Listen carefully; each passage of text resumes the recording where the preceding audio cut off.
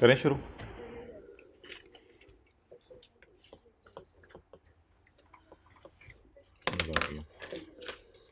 जी lecture number 31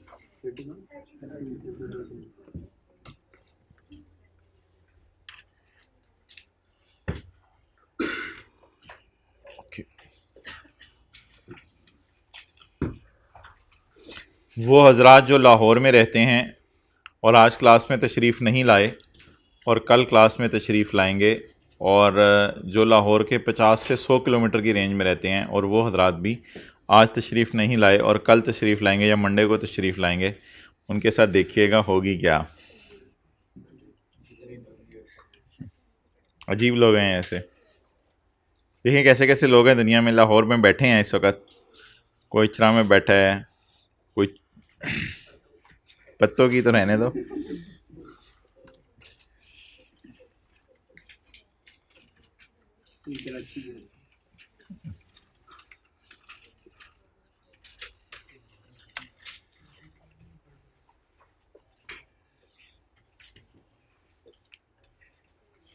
अच्छा, ये जिन हजरात ने कोई लेक्चर शेक्चर अब पिछले मिस किए हैं, तो वो आज वाला लेक्चर अगर सुन रहे बैठ के, ऐसे ही कोई बच्चे रैंडम लगा लेते हैं, चलो इस वाले लेक्चर में ट्राई करते हैं क्या पढ़ाया, पिछले तो छूटे हुए हैं, तो वो हजरात फिर ऐसा करें, इस लेक्चर को थोड़ा थोड़ा आगे करके देखें, जहाँ लीज़ ख़त्म हो रही हो वहाँ से आगे इस लेक्चर के एंड पे तकरीबन या दरमियान में, अब मुझे नहीं पता कितनी देर लगेगी, IS-21 शुरू होगा, या हो सकता है हम ना ही शुरू कर सकें। तो IS-21 जो शुरू होगा तो वहाँ से लेना शुरू कर दें, क्योंकि आज और कल की क्लास IS-21 की लेके फिर आप मंडे को IS-21 के क्लास लेने के काबिल होंगे। फ़िलहाल वो 2 सवाल निकाल लें जो हमने जाते जाते डिस्कस करने थे। प्रैक्टिस का क्वेश्चन नंबर 30। कुछ बता दें, आप भी क्लास में आए हुए हैं, कौन कौन से सवाल थे वो दोनों? 37 था, गुड गुड, 37 था, और नहीं 38 नहीं था, बिल्कुल गलत कह रहे हो आप। 30, एक्सेलेंट, 35 था। हाँ वो तो बाद में करते हैं, ये 37 था जी क्वेश्चन।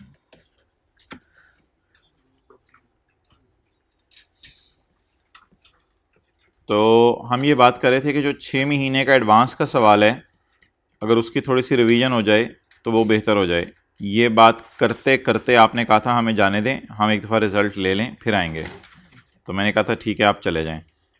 फिर आप एक दिन बैठे हुए थे तो पता चल गया कि रिज़ल्ट आ गया, हालांकि उस वक्त आपका मूड भी नहीं था, सोए हुए थे।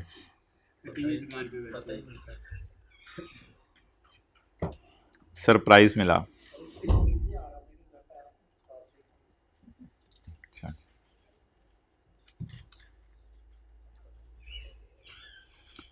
ये लाइनें शो कर रही हैं कि यहाँ से कोई होके गुजरा है, ये लाइनें शो कर रही हैं यहाँ से कोई होके गुजरा है, ये एंट्रीज शो कर रही हैं यहाँ से कोई होके गुजरा है और पिछली क्लास में गुजरा है। ठीक है, तो ये सवाल हम कर रहे थे, तो इसकी तरफ चलते हैं। एक ज़रा दोबारा नज़र मार लें।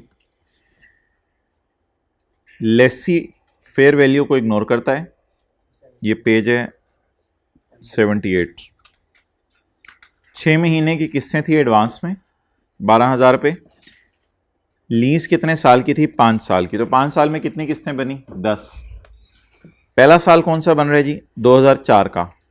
तो यकम जनवरी, अब ज़रा विजुलाइज करें 2004 के साल की किस्तें कैसे पे होंगी। सोचें ज़रा, 2004 के साल की किस्तें कब पे होंगी? यकम जनवरी 4, यकम जुलाई 4, एंड सो ऑन, 5 साल तक चलता रहेगा। यकम जनवरी 5, यकम जुलाई 5, यकम जनवरी 6, यकम जुलाई 6, इस तरह टोटल टेन्योर बनेगा।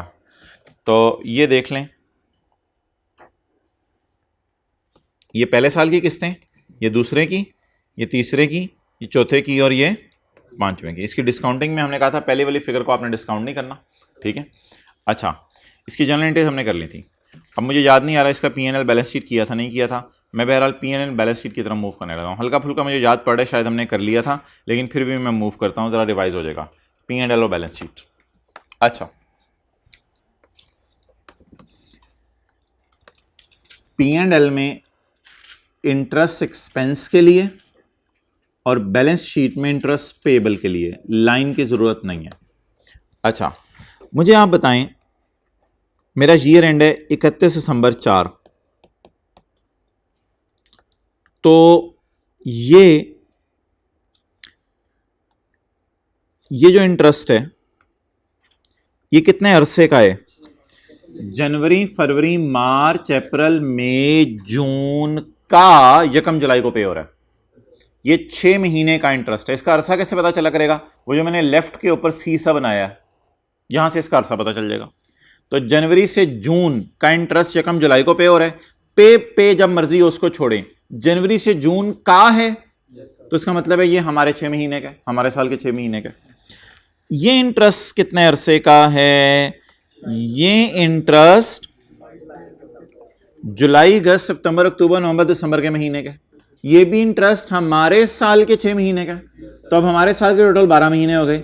अब इन दोनों को जमा करेंगे तो ये फिगर आ जाएगी एक्सपेंस फॉर द ईयर की। अब अगला सवाल है पेएबल। पेएबल कितने? पेएबल ये पूरा नहीं होगा। वजह क्या है? जनवरी से जून वाला हमारे साल ही यकम जुलाई को पे हो गया, और जुलाई से दिसंबर वाला अगले साल यकम जनवरी को पे हुआ। अब बता दें पेएबल में कितना जाएगा बैलेंस शीट में? 3, 4, 6, 7। ये पहली बात होगी मेरी खत्म। दूसरी बात, अगर लेसर का सवाल हो और 31/12/4 हो और अनअर्न्ड इंटरेस्ट निकालना हो 31/12/4 का, तो ये अर्न्ड होगा। अर्न्ड P&L वाली चीज, जैसे अभी इंटरेस्ट एक्सपेंस आपने बताया था, ये अर्न्ड होगा और ये सारा। अब आपकी मर्जी है टोटल में से अर्न्ड माइनस करके अनअर्न्ड निकालें या आप सारे अनअर्न्ड को जमा कर लें, वो आपकी मर्जी है। क्लियर? तो ये डिस्कशन हो गई हमारी इंटरेस्ट इनकम और इंटरेस्ट एक्सपेंस की। तो P&L में इंटरेस्ट एक्सपेंस, बैलेंस शीट में इंटरेस्ट पेएबल, और नोट बनाते हुए लेसर का अनअर्न्ड इंटरेस्ट। इन तीनों चीजों के लिए लाइन की जरूरत नहीं है। हमारे साल की बैलेंस शीट बनाने के लिए हमारे साल की पेमेंट के नीचे लाइन लगा दें। हमारे साल की पेमेंट ये नहीं है, हमारे साल में ये पेमेंट्स हुई हैं। हमारे साल की पेमेंट के नीचे क्या लगा दी? लाइन लगा दी। 5 के साल वाला करंट है और 6, 7, 8 वाला जो इसके बराबर भी आ सकता, नीचे वाला, सॉरी, यू राइट। तो ये करंट पोर्शन में चला जाएगा और ये सारा बैलेंस शीट बनाते हुए और नोट बनाते हुए 5 का सारा लेस देन 1 ईयर, 6 का 1 to 2, 7 का 2 to 3 और 8 का 3 to 4। So that was all regarding expense, regarding P&L, regarding balance sheet और regarding note. P&L balance sheet note के बारे में इस सवाल की हमारी डिस्कशन खत्म हुई और इसकी एंट्रीज हमने डिस्कस कर ली थी। उसमें मैंने आपको मशवरा दिया था कि 2 एंट्रीज कर लिया करें, खर्चे की अलग एंट्री करें और आगे पेमेंट की अलग एंट्री। इसी तरह खर्चे की अलग एंट्री, पेमेंट की अलग एंट्री। साल के शुरू में पेमेंट होगी, साल के मिड में खर्चा बुक होगा, यकम जुलाई को पेमेंट होगी, साल के एंड पे खर्चा बुक होगा। तो ये एंट्रीज का तरीका आपको बताया था। असल में इससे फ़ायदा ये होता है कि गया खर्च हुआ, ये लिखवा भी दिया था आपको, गया खर्च हुआ, एक रिदम में चल पड़ता है। इसी तरह का एक और सवाल हमने किया था, करना शुरू करने की कोशिश की थी, लेकिन वो था जिसमें पेमेंट स्किप हो रही थी। इसमें तो 5 साल में सेमी एनुअल के केस में 10 पेमेंट्स बनती हैं और पेमेंट 10 ही थी। लेकिन इस सवाल में जो क्वेश्चन नंबर 35 था, ये हम कर रहे थे कि क्लास खत्म करनी पड़ी थी। E company acquired a plant on lease on यकम जनवरी 2015। Following details are relating to this lease. Lease term कितनी है? 4 साल। तो 4 साल के सवाल में अगर 6 महीने बाद किस्तें हों तो फिर हर साल 2 किस्तें, तो 4 सालों में 8 बननी चाहिए किस्तें। लेकिन अनलकीली किस्तें सिर्फ कितनी बनी? 6। Are to be paid in advance starting from यकम जनवरी 16। अच्छा, वैसे प्लान कर लें किस्तें कब कब पे करनी चाहिए।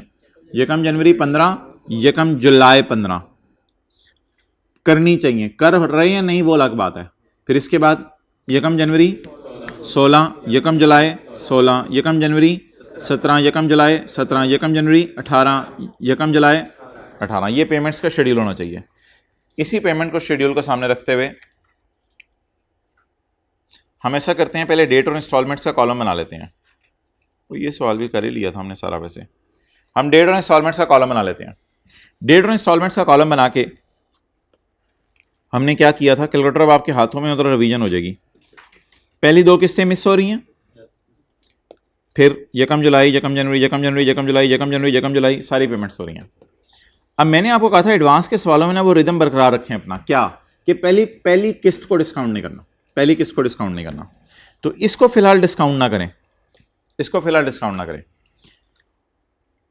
और इन सबको ना इकट्ठा डिस्काउंट कर लें। और एक बात याद रखिएगा, जब आप डिस्काउंटिंग करते हैं ना, तो ये प्रेजेंट वैल्यू आपको लाके छोड़ती है एक पीरियड पीछे।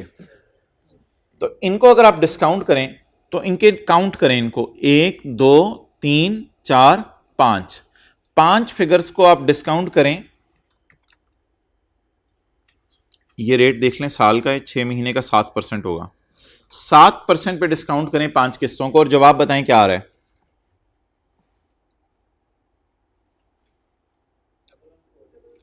1148, but this 1148 represents black. I need also red, so please add up this red, 280. So the total is 14. This 1428 is the present value of 6 figures on यकम जनवरी 16। This, ये मैं पेज नंबर 120 पे हूं। This 1428 is the present value of 6 figures on यकम जनवरी 16, but I need PV at the start of lease. So PV at the start of lease, is it a single figure or these are multiple figures? No, it is a single figure. These are multiple figures. Multiple figures की ये single figure बना लिया अब हमने। 280 पे होगा तो 1428 तो नहीं पे होना, ये तो इनकी पीवी है। तो is it a single figure और मल्टीपल फिगर्स? सिंगल फिगर को डिस्काउंट करना है, कहां से कहां लाना है, कहां से कहां लाना है? यकम जनवरी से यकम जनवरी 16 से यकम जनवरी 15 पे लाना है। कितने साल पीछे लाने हैं? 1 साल। 1 साल में कितने 6 महीने आएंगे? 2। तो अगर 1 साल में 2 दफा 6 महीने आएंगे तो 2 दफा 6 महीने इनको पीछे लाएंगे। बिल्कुल। तो जब डिस्काउंटिंग हर जगह आप 6 महीने वाले यूज करें तो यहां भी 6 महीने वाले यूज करें। इसको उठा के साल पीछे लाना है या 2 6 महीने पीछे लाना है? 2 6 महीने पीछे लाना ज्यादा अच्छा फिक्र है, क्योंकि डिस्काउंट रेट जो है वो उसका है। सिंपल डिस्काउंट करेंगे या एनओटी का फॉर्मूला लगाएंगे? अब हम इधर लिखेंगे 1428 इंटू 1.0 रेज टू पावर कितने 6 महीने। अब ये जो 6 महीने ना, ये वो ऐसे गिनने वाले होते हैं, ये 6 महीने गिनने वाले हैं, यानी यकम जुलाई 15 और यकम जनवरी 16, ये 2 6 महीने बनेंगे। Raise to power -2 is equal to 1247.3।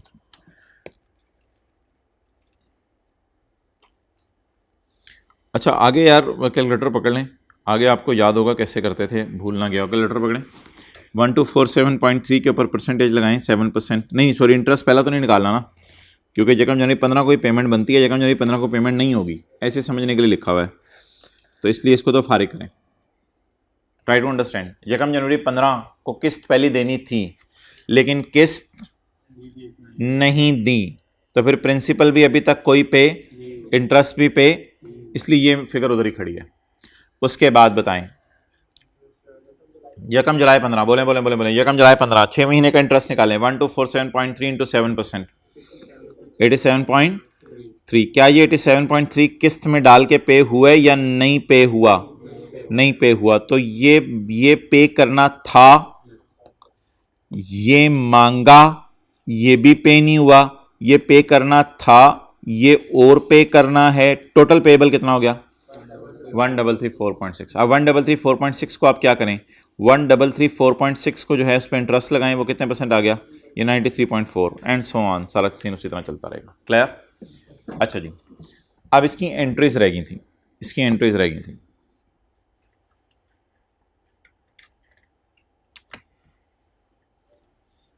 कराएं जी एंट्रीज मुझे।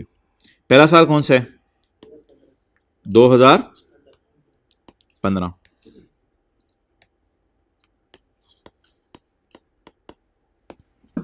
यकम जनवरी 15, right of use debit, lease liability credit, कितने से?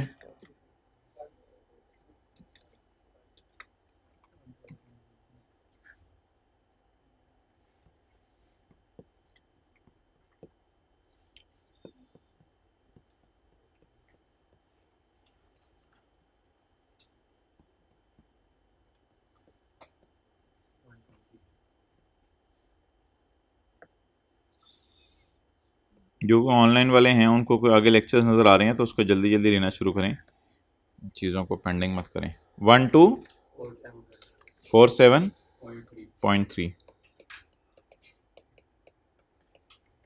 आगे चलें जी। यकम जनवरी 15 को किस्त पे हुई? नहीं। जगह छोड़ दूं, यकम जनवरी 15 को छोड़ दें क्योंकि अगले सालों में किस्त पे होनी है, कंसिस्टेंसी के लिए जगह छोड़ देता हूँ यकम जनवरी 15 को। नेक्स्ट, यकम जनवरी 15 को कोई किस्त पे नहीं हुई। अब 30 जून 15 को 6 महीने का इंटरेस्ट बुक करूं? जी करूं। 30 जून 15 को 6 महीने का इंटरेस्ट बुक करूं। 30 जून 15 interest expense debit, interest payable credit, जी कितने से? 87.3। अच्छा जी, गया खर्च हुआ यकम जुलाई 15, कोई पेमेंट हो रही है? यकम जुलाई 15 को पेमेंट नहीं हो रही तो गया 0। अब 31/12/15 6 महीने का और इंटरेस्ट बुक करना पड़ेगा जी। क्या एंट्री होगी? 93.4 की। ये दिखने में यकम जनवरी 16 को नजर आ रहा है लेकिन मैंने क्या ऐसे करके देखा करें कि कितने अरसे का है। ये जुलाई, अगस्त, सितंबर, अक्टूबर, नवंबर, दिसंबर 2015 वाला 16 के पहले दिन पे हो रहा है तो ये हमारे साल का है, तो हमारे साल के तो हमारे साल में से बुक करें 93.4 जी। Entry interest expense debit, interest payable credit जी 93.4 गया खर्च हुआ। अब आप मुझे बता दें अगले साल क्या मैं एसेट लीज पे लूंगा? नहीं। क्या अगले साल के पहले दिन किराया पे होगा? इसकी एंट्री बताएं। इसी की एंट्री करेंगे ना, लेकिन एंट्रीज आपको मुझे लगता है भूली होंगी। एक हल्की सी एंट्री जरा ध्यान से करनी है। कैश क्रेडिट कितने से? 280 से। कैश 280 से। आगे इंटरेस्ट कितने से? 93.4। इंटरेस्ट पेबल डेबिट करना है ना, इंटरेस्ट पेबल डेबिट करना है कितने से? 93.4 से भी और 87.3 से भी, क्योंकि कितना टोटल पड़ा हुआ है? ये भी पड़ा हुआ है और ये भी पड़ा हुआ है। क्लियर? तो इसमें हम क्या करेंगे? मैंने आपको कहा था आप ये करेंगे, सबसे पहले लीज लाइबिलिटी देखें कितनी है, 186.6। लेकिन लीज लाइबिलिटी मैंने आपको बताया था बैलेंसिंग आएगी, लीज लाइबिलिटी बैलेंसिंग आएगी क्योंकि इस लाइबिलिटी में ये वाला इंटरेस्ट भी पे होगा 87.3 वाला। अगर ये पिछले सवाल आपको याद हो जो हमने क्लासेस में किए थे। तो अब मुझे बता दें सबसे पहले इंटरेस्ट पेएबल। अच्छा, इंटरेस्ट पेएबल पिछले 6 महीने का पेएबल है या उससे पिछले 6 महीने का भी पेएबल है? दोनों का पेएबल है। तो कितना बना? 93.4 87.3 180.7। और डेबिट किसे करें? लीज लाइबिलिटी को। लीज लाइबिलिटी को मैंने कहा था बैलेंसिंग निकाल लें 99.3। तो ये जो अजीब सा चक्कर हुआ है ना 87.3 वाला, ये तो सिर्फ इस वजह से करना पड़ा है क्योंकि ये पे नहीं हो रहा था, ये पे नहीं हो रहा था। और अगर ये पे हो रहा होता ना फिर तो मसला ही कोई नहीं था। फिर पता है कैसे करना था? फिर तो सादा सी एंट्री थी, cash credit, lease liability debit और interest payable debit, interest payable debit, interest payable debit, क्योंकि ये पिछले 6 महीने के।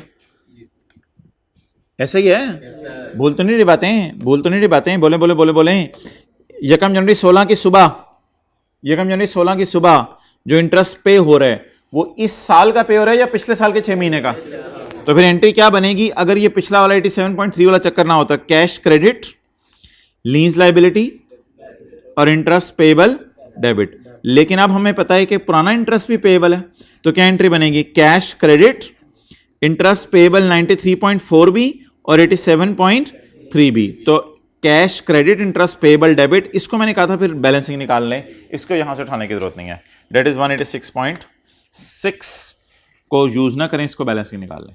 आगे अल्लाह का शुक्र है कोई मसला नहीं है, आगे कोई मसला नहीं है। आप बता दें कितने महीने का इंटरेस्ट बुक करना है? 6 महीने का। किस दिन का? 30/16 का। 30/16 का इंटरेस्ट देखें, 30/16 को नजर आ रहा है या एक दिन बाद नजर आ रहा है? कितना? 80.4। तो entry interest expense debit interest payable की कितना? 80.4।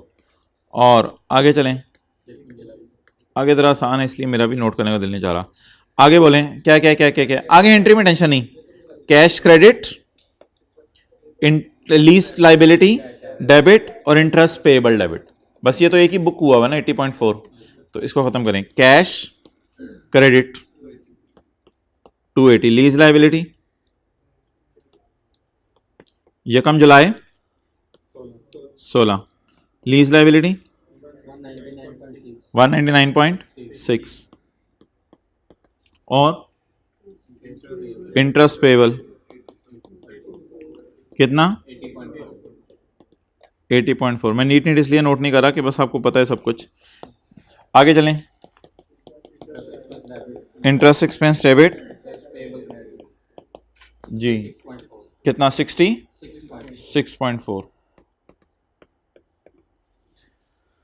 ओके, अब आपको पता चला कि ये जगह खाली क्यों छोड़ी थी? ताकि देखें ना, साल के शुरू में, क्योंकि सवाल एडवांस का है, तो साल के शुरू में पे करेंगे, साल के मिड में खर्चा होगा, फिर साल के 1 जुलाई को पे करेंगे और 31 दिसंबर को खर्चा होगा। उसी पैटर्न पे हमने सवाल चलाया 35 जैसे 37 है, तो 35-37 को मैं स्टिल कहूँगा आज आपने एक सिटिंग में बैठ के करना है। अच्छा, अब आप हजरात ज़बानी ज़रा जवाब देते रहें।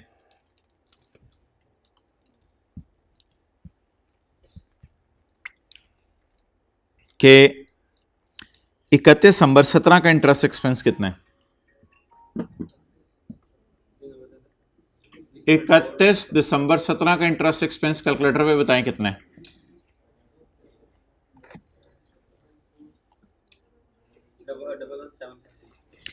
यार 17 का कैलेंडर ज़हन में लाएं, 17 का कैलेंडर, ठीक है?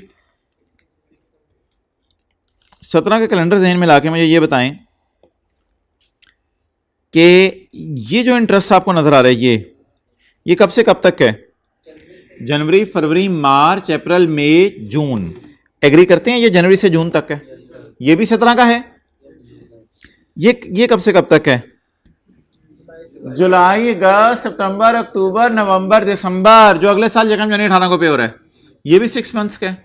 इन दोनों को जमा करवें। What will be it? It will be the interest expense for 31 December 17। Done. 31 दिसंबर 17 का पेएबल, 31 दिसंबर 17 का पेएबल। आपने पहले ना खर्चा पकड़ लें तो फिर ही पेएबल निकालना आसान होगा। पहला खर्चा तो 7वें महीने के पहले दिन पे हो गया, दूसरा खर्चा अगले साल पे हो रहा है, तो कौन सा पेएबल में नजर आएगा? सिर्फ 35.4। ये सारी बातें लाइन लगा के हो रही हैं, ये डेट्स देख के हो रही हैं, डेट्स देख के हो रही हैं। और आखिरी बात, अगर लेसर का सवाल हो और अनअर्न्ड इंटरेस्ट निकालना हो तो अनअर्न्ड इंटरेस्ट ये सारा खर्चे में चला गया, तो लेसर के लिए ये इनकम बन गया, लेसी के लिए खर्चा, लेसर के लिए इनकम, तो ये अर्न्ड है। तो ये सिर्फ अर्न नहीं है, ये सारा ऊपर वाला अर्न्ड है, पिछले सालों के P&L में भी गए हुए हैं। तो total minus earned is equal to unearned, या खाली 18.3 भी अनअर्न्ड। डन। तो ये जो तीन चीजें हैं ना, इंटरेस्ट एक्सपेंस, इंटरेस्ट पेएबल और लेसर के सवाल के लिए अनअर्न्ड इंटरेस्ट, इनके लिए लाइन की जरूरत, बल्कि डेट्स लगा के आइडिया हो जाएगा। अच्छा, बैलेंस शीट के लिए जरूरत है। अब मैं आपसे पूछता हूं 31/12/16 की बैलेंस शीट में क्या जाएगा? 31/12/16 की बैलेंस शीट में 31/12/16 की पेमेंट के नीचे लाइन लगा दें। तो जब 31/12/16 की पेमेंट के नीचे क्या लगा दी, तो 31/12/17 का साल करंट है, और उससे अगला वाला क्लियर। करंट डाला है 2 किस्तें क्योंकि सेमी एनुअल है, सेमी एनुअल।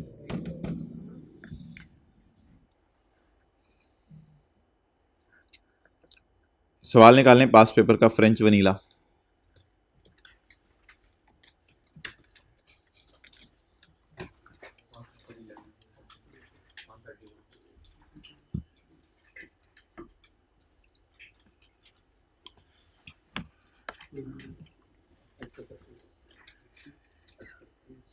पेज 131।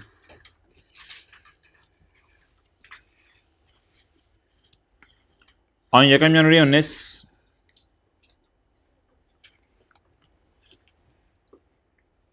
सवाल बड़ा मजे के साथ साथ अटेंटिव रहना है। On 1 January 19 French Vanilla Leasing Limited purchased a machine costing rupees 200 million having useful life of 8 years. Residual value of the machine at the end of life is estimated at 16 million. इसने एक machine purchase की है, ठीक है जी। 1 महीने बाद इसने lease पे दे दी machine with to cotton candy limited for a non cancellable period of 2.5 साल विद इफेक्ट फ्रॉम 1 मार्च 2019। जिन हजरात ने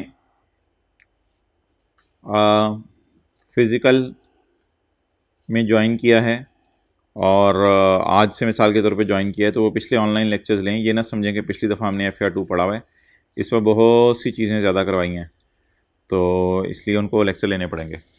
ऑन 1 जो भी पिछले लेक्चर अपलोड हुए हैं। On 1 February 2019 FVLL entered into a lease agreement for this machine with cotton candy limited for a non cancellable period of 2.5 साल with effect from 1 March 2019। Asset की अकाउंटिंग कब से शुरू होगी?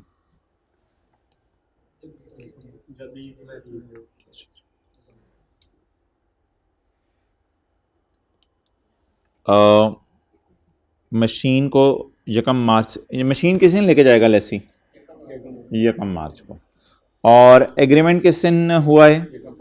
एंटर्ड इनटू एग्रीमेंट साइन हुआ है 1 फरवरी को। तो इन दोनों में क्या डिफरेंस है यार?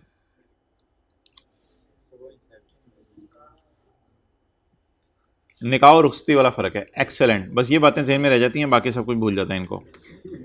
नहीं सही पहुंचे हो, बाकी तो पहुंचे भी नहीं ना।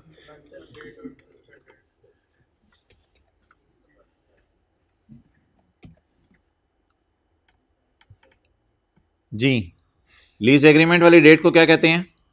Inception date. और जिस दिन लेसर लेसी को एसेट अवेलेबल कर दे उसे क्या कहते हैं? लीज इंसेप्शन की डेट की सिग्निफिकेंस क्या थी? इस दिन डिसाइड होगा कि लीज भी है या नहीं है। अच्छा जी, तो किस दिन लेसर ने एसेट खरीदा? किस दिन मुआहिदा किया कि मैं तुम्हें दे दूंगा? किस दिन दे दिया? 2.5 साल कब से गिनना शुरू करेंगे? एक्सेलेंट, 1 मार्च 19 से। 1 मार्च 19 से आगे 2.5 साल गिनेंगे, तुम्हारी लीज हो जाएगी पूरी। अंडर द एग्रीमेंट 8 किस्तें of 12 million are to be paid quarterly in arrears.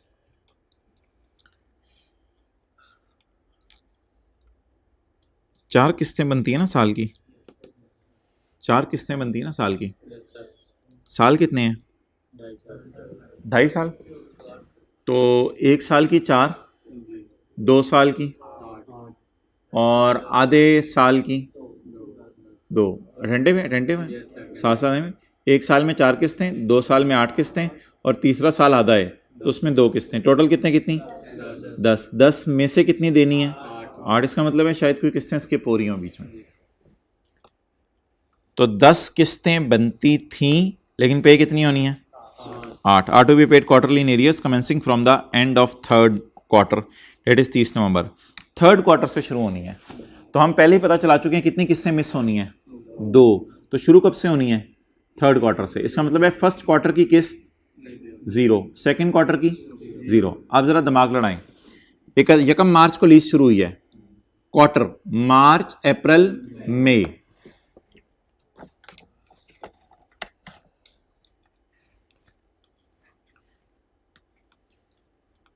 Ji. Lease किस दिन शुरू हुई है?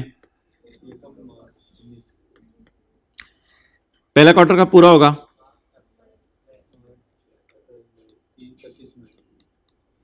दूसरा क्वार्टर?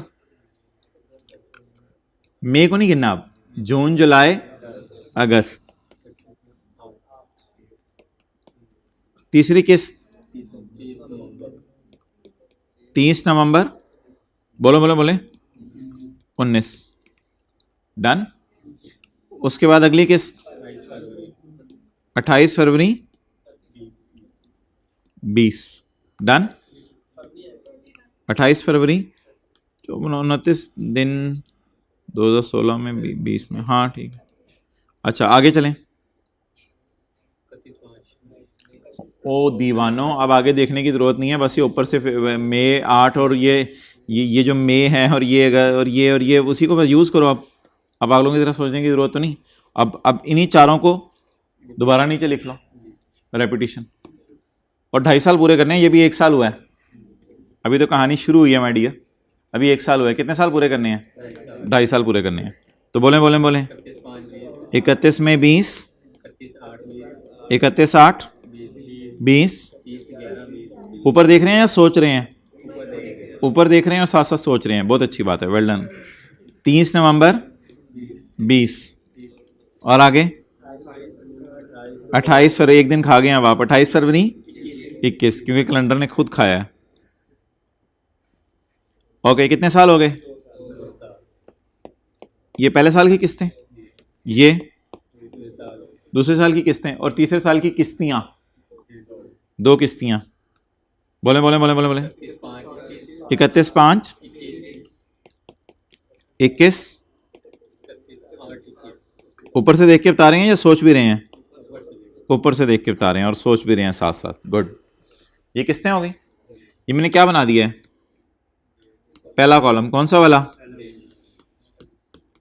ये मैंने क्या बना दिया है? पहला वाला कॉलम, इंस्टॉलमेंट्स।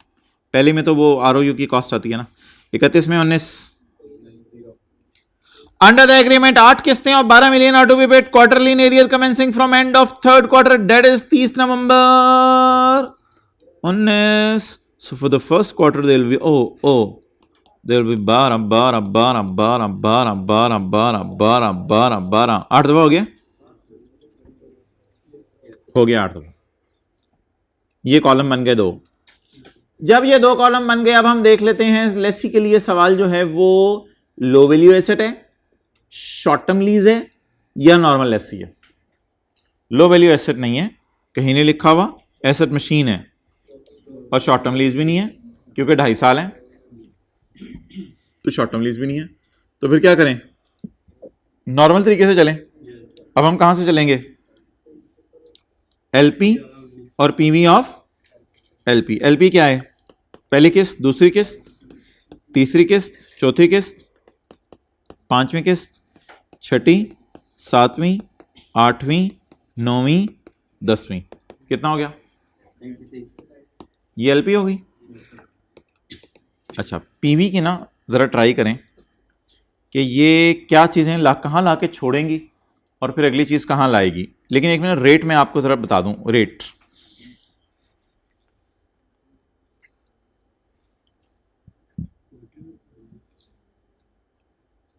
इंटरेस्ट रेट की डिस्कशन याद है लेसी के लिए? Will use lessor rate if this is not known, he will use his own incremental borrowing rate. FELL lessor का इंप्लिसिट रेट है 15%, लेकिन लेसी को ये नहीं पता। इसका इंक्रीमेंटल रेट 16% है। कौन सा रेट यूज करेंगे? 16%। साल का या क्वार्टर का है? साल का है। 16% इंटू 3/12 या डिवाइड बाय 4, जो मर्जी कर लें। साल में 4 क्वार्टर होते हैं, डिवाइड बाय 4, या एक क्वार्टर 3 महीने का होता है, इंटू 3/12। क्या आ गया? 4%। पीवी निकालें 4% पे।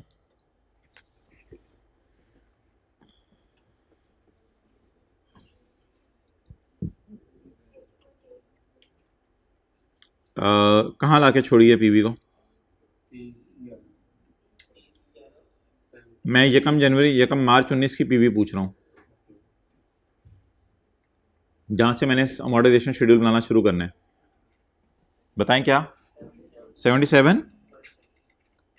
मुझे बताएं इनको जब आप डिस्काउंट करेंगे, एडवांस का सवाल नहीं है, एरियर का है, तो पहली फिगर को भी डिस्काउंट करेंगे। इनको जब डिस्काउंट करेंगे तो मेरा एरो देखें, मेरा रेड वाला एरो सही है या मेरा ग्रीन वाला एरो सही है? ग्रीन वाला एरो सही है। क्यों ग्रीन वाला एरो सही है? क्योंकि ग्रीन वाला है? नहीं, क्यों ग्रीन वाला एरो सही है? डिस्काउंटिंग हमेशा एक पीरियड पीछे लाके छोड़ती है। तो जब मैं इनको डिस्काउंट करूंगा ये मुझे कहां लाके छोड़ेंगे? भरे बाजार में या 31/8/19 को? 31/8/19 को जरा बताएं क्या आ रही है पीवी? 12 कितनी दफा नजर आ रहा है? 1 2 3 4 5 6 7 8 दफा नजर आ रहा है 12। मैनुअली डिस्काउंट करेंगे या एनओटी का फॉर्मूला लगाएंगे? एनओटी का फॉर्मूला लगाएंगे और ये हमें लाके छोड़ेगा एक पीरियड पीछे। एक पीरियड पीछे लाके छोड़ा, क्या जवाब आया? 80.79। 80.79 को अब मैंने रेड मार्कर से यहां लाना है। अब आप जरा मुझे उंगलियों पे गिन के बताएं यकम मार्च और 31/8 के दरमियान कितने क्वार्टर आते हैं? पहले जरा देख लें महीने कितने आते हैं। 6 महीने आते हैं, मार्च अप्रैल मई। मार्च को काउंट करना है ना, मार्च अप्रैल मई जून जुलाई का 6 महीने आते हैं। या क्वार्टर कितने? 2 क्वार्टर पीछे लाने का क्या मतलब है? 2 पीरियड पीछे लाएं, 2 पीरियड पीछे लाने पड़ेंगे। तो 2 पीरियड पीछे लाएं, ऐसे हाथों से गिन के 2 पीरियड पीछे लाएं तो सिंपल फॉर्मूला लगेगा। सिंपल एनओटी क्यों बोल रहे हो? नहीं, सिंपल एनओटी तो ये तो या सिंपल है या एनओटी। सिंपल फॉर्मूला बोलना था, सिंपल एनओटी नहीं बोलना था। सिंपल डिस्काउंटिंग का फॉर्मूला लगाएं तो इसको 2 पीरियड पीछे बुलाएं। 80.79 इसको कैसे पीछे बुलाएंगे? 80 आजा से नहीं आएगा, कैलकुलेटर पे कुछ करना पड़ेगा। आजा से उसने आ जाने बाहर। 80.79 इंटू 1.04 रेज टू पावर कितने दफा? 3 महीने जी।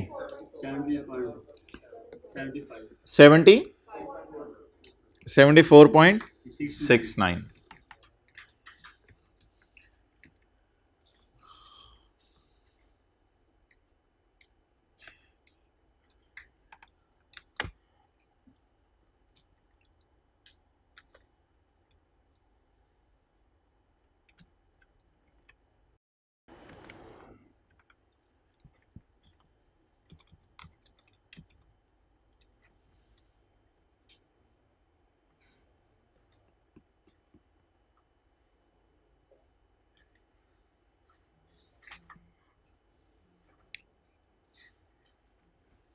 डन जी। 74.69। आगे मैं टेबल यहां से यूज कर लूं? इजाजत है? यहां से यूज कर लूं टेबल? यकम मार्च 19, 31 मई, 31/8, 30 नवंबर, 29 फरवरी। डन। अच्छा अब मुझे ये बता दें कि 74.69 आ गया, इस पर इंटरेस्ट निकालें। ये एडवांस वाला सवाल नहीं है तो इसमें पहली वाली को किसको मिस नहीं करनी। इस पर इंटरेस्ट निकालें। 2.99 पे हुआ या नहीं पे हुआ? अगर नहीं पे हुआ तो ये ऐड हो जाएगा, कंपाउंड हो जाएगा। कितना आ गया? 77 पॉइंट। इस पे लगाएं इंटरेस्ट 3.11। पे हुआ या नहीं पे हुआ? नहीं पे हुआ तो क्या हो जाएगा? कंपाउंड हो जाएगा। कितना हो गया? 80.79। एंट्रीज बताएं, बताएं जल्दी। ROU debit, lease liability credit. किस दिन? यकम मार्च 19।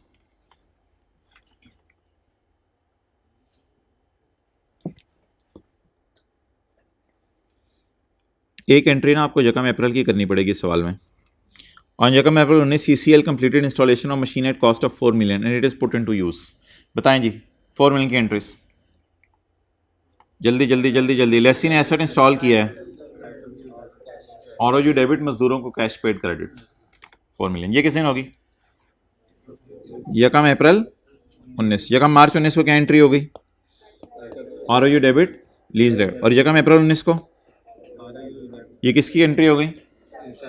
इंस्टॉलेशन की। अगली एंट्री बताएं। ओ भाईजान इसमें गया खर्च हुआ की अलग अलग एंट्री नहीं है, इसमें गया खर्च हुआ की एक ही दिन एंट्री है। एक ही दिन क्यों एंट्री है? क्योंकि किससे एरियर में है।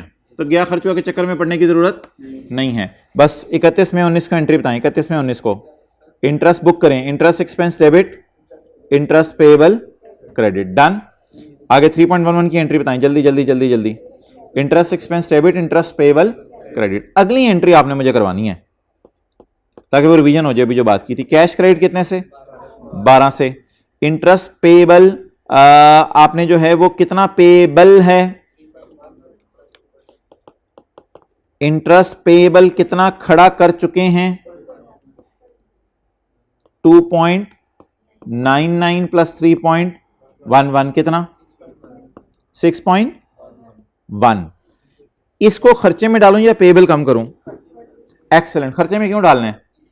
क्योंकि ये इसी क्वार्टर के आखिरी दिन पे हो रहा है, तो इधर इस सवाल में वो वाला चक्कर नहीं है जो भी थोड़ी देर पहले हमने किया था। तो इसको खर्चे में डालें डायरेक्ट, कितना? ये पेएबल में पड़ा या डायरेक्ट खर्चे में डालना है? पेएबल तो इसका क्रिएट ही नहीं हुआ, तो डायरेक्ट खर्चे में डाल दें, कितना? 3.23। अब ये वाली फिगर नहीं उठानी आपने, ये वाली फिगर नहीं उठानी, ये बैलेंसिंग आएगी। Lease liability 2.67।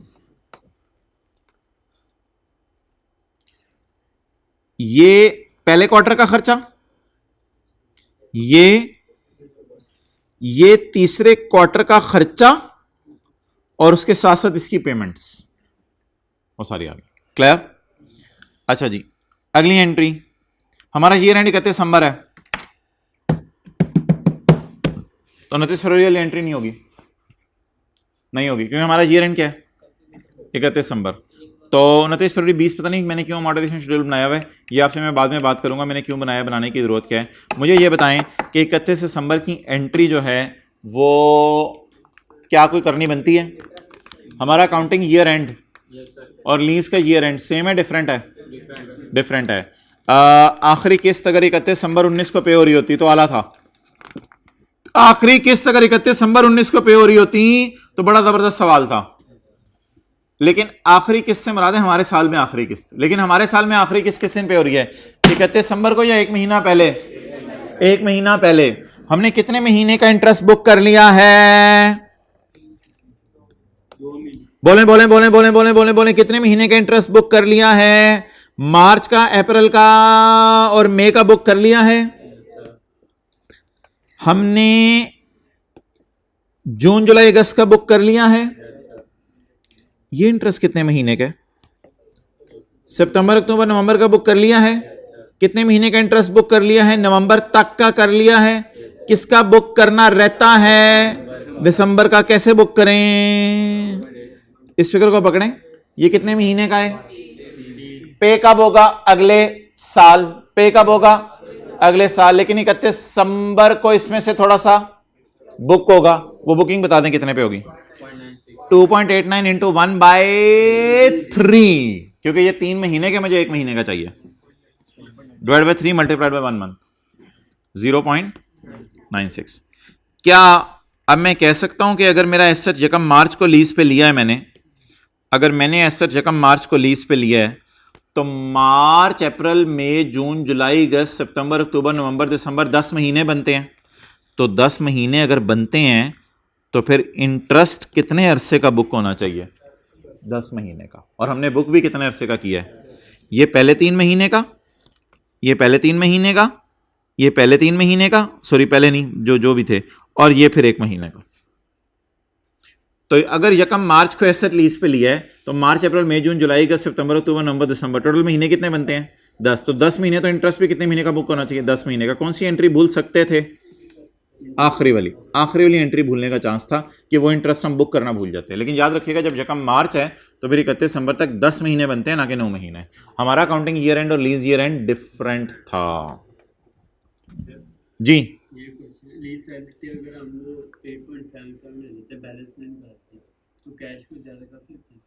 नहीं, तो जितना पे हुआ है कैश उतना ही है ना, तो गड़बड़ हो जाएगी।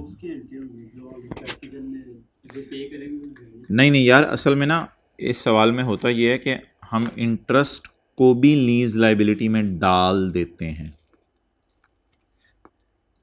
हालांकि डालना नहीं चाहिए, लेकिन मजबूरी है, अमोर्टाइजेशन शेड्यूल इस तरह वरना बनता नहीं है। तो हम इंटरेस्ट को भी लीज लायबिलिटी में डाल देते हैं, फिर इंटरेस्ट को भी लीज लाइबिलिटी में डाल देते हैं। अब जब वो पे हो रहा होता है तो दिखने में लीज लाइबिलिटी लग रही होती है, लेकिन असल में वो लीज लाइबिलिटी में डला हुआ क्या होता है। इसलिए इसमें से आपको इंटरेस्ट पेबल जो डाला हुआ है लीज लाइबिलिटी में उसे बाहर निकालना पड़ता है। इस वजह से ये जो 8.77 है मैंने एज इट इज नहीं उठाया था, बल्कि ये दोनों पहले से पेमेंट्स करवाई थी। समझ आ गया बात, क्लियर हो गया। अच्छा, अब भाईजान इस सवाल में एक मसला है, बड़ा भयानक मसला है, वो है डेप्रिसिएशन का कि 31 दिसंबर 19 को खड़े होकर हमने क्या निकालनी है, डेप्रिसिएशन। क्योंकि आपको पता है लेसी डेप्रिशिएट भी करता है, तो 31 दिसंबर 19 को खड़े होकर हमने डेप्रिसिएशन निकालनी है। डेप्रिसिएशन निकालने के लिए टाइम क्या करेंगे, इसको पकड़ेंगे और कितने साल की डेप्रिसिएशन निकालनी है, 2.5 साल की नहीं, 2.5 साल की नहीं, 2.5 साल की नहीं, कितने महीने की, 10 महीने की। तो 10 महीने की डेप्रिसिएशन कैसे निकालेंगे,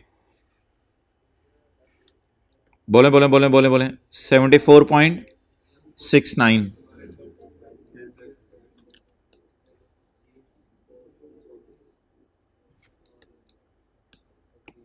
2.5 साल से डिवाइड कर दें, 2.5 साल से डिवाइड करते हैं, कितने से की डेप्रिसिएशन आ जाएगी, 1 साल की। कितने से की डेप्रिसिएशन आ जाएगी, 1 साल की। यार ये 1 साल की डेप्रिसिएशन होती है 2.5 से डिवाइड करके। एक एसेट देखें, आपने खरीदा 100 रुपये का, 100 रुपये का, 100 रुपये का, और इसकी लाइफ कितनी है, 2.5 साल। तो अगर अब मैं डिवाइड करूंगा इसको 2.5 से, तो लाइफ 2.5 साल है, तो डेप्रिसिएशन 1 साल की आएगी। जरा बताएं कितनी आई है, 40 आई। तो 40 पहले साल की डेप्रिसिएशन, 40 दूसरे साल की, और फिर आखिरी साल मुझे इसे 6/12 करना पड़ेगा। तो एक बार याद रखिएगा, बच्चे समझते हैं 2.5 साल से डिवाइड करें तो डेप्रिसिएशन 6 महीने की आती है। पागल हो यार, 100 रुपये को 2.5 साल से डिवाइड करोगे तो डेप्रिसिएशन साल की आनी है। तो इफ यू डिवाइड 2.5 को नीचे रखें, 100 को ऊपर रखें, तो ये 1 साल की डेप्रिसिएशन देता है ना कि 6 महीने की डेप्रिसिएशन देता है।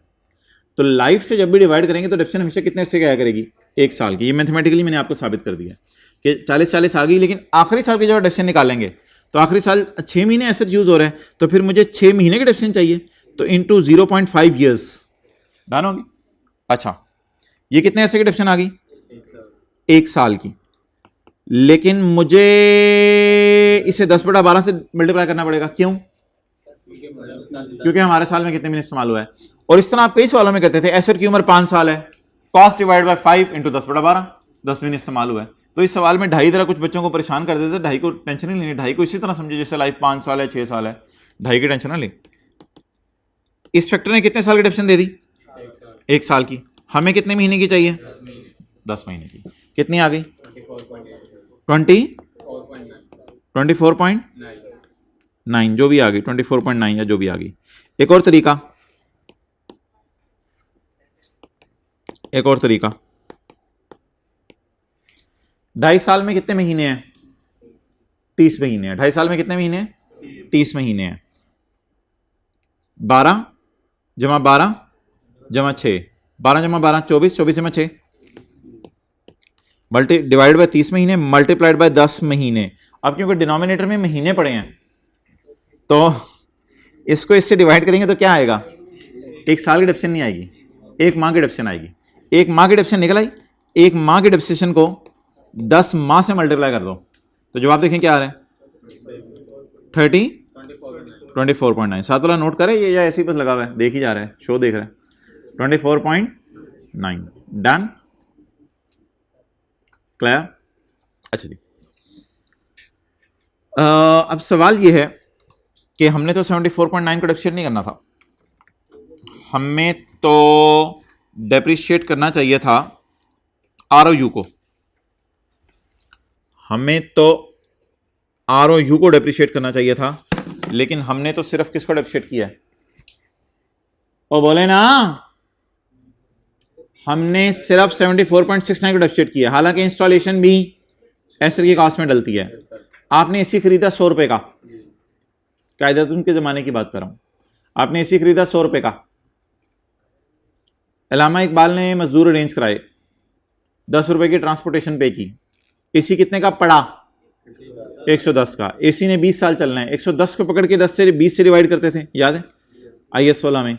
तो इधर बोलें 74.69 को डिवाइड करें या 78.69 को डिवाइड करें, 78.69। लेकिन एक मसला आ गया, ये मसला ये आ गया कि ये जो ऐसा, अब आपने ये IS 16 टाइप बातें हैं, या IFRS 16 नहीं है, लीज़ की बातें नहीं हैं, ये PPA टाइप बातें हैं। मसला ये आ गया कि जो आपने एसेट लीज़ पे लिया हुआ ना, उसकी तो उम्र 5 साल है, 2.5 साल है, सॉरी, उसने तो 2.5 साल ही हमारे साथ रहना है, लेकिन ये इंस्टॉलेशन में 2.5 साल फायदा नहीं देगी। अब ये 2.4 नहीं, वोंगी मार रहे हैं, 2.4 नहीं, ये 2.4 नहीं बनेगा, ये हमें 2 साल और 5 महीने फायदा देगी। 2 साल 5 महीने 2.4 नहीं होते, 2 साल 5 महीने 2.4 नहीं होते।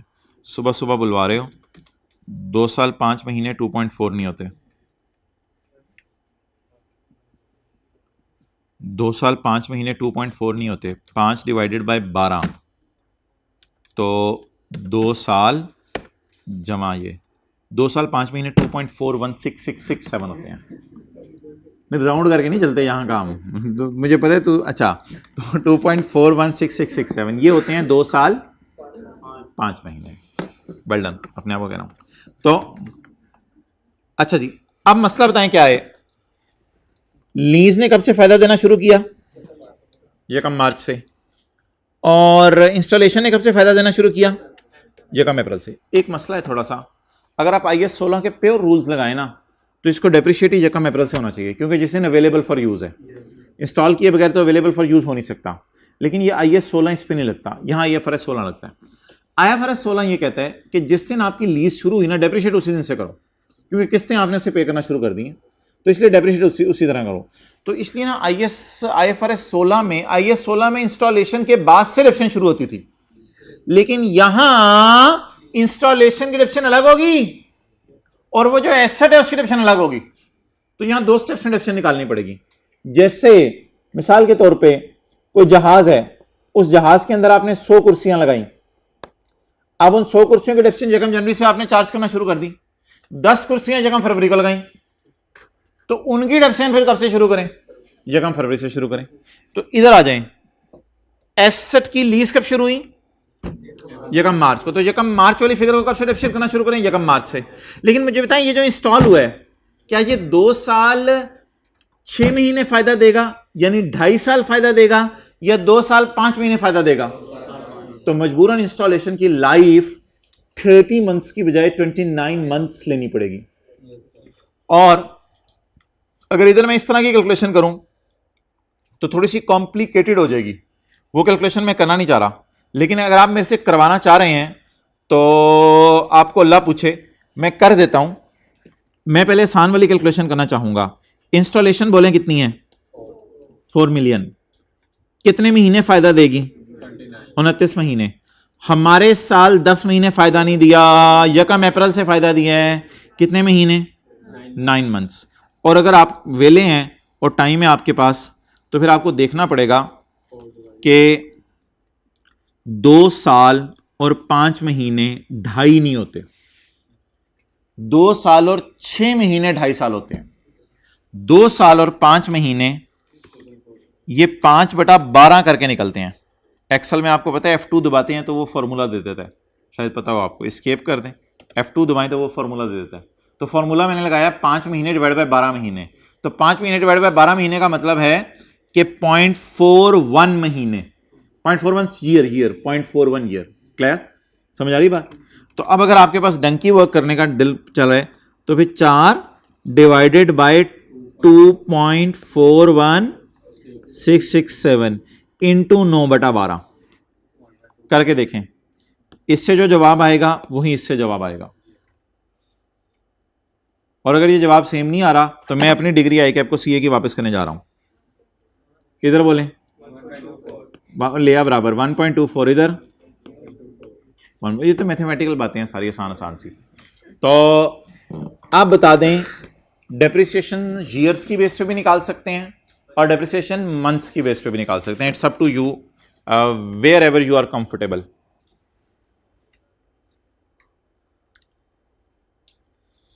डेप्रिसिएशन 2 दफा क्यों निकालनी पड़ी?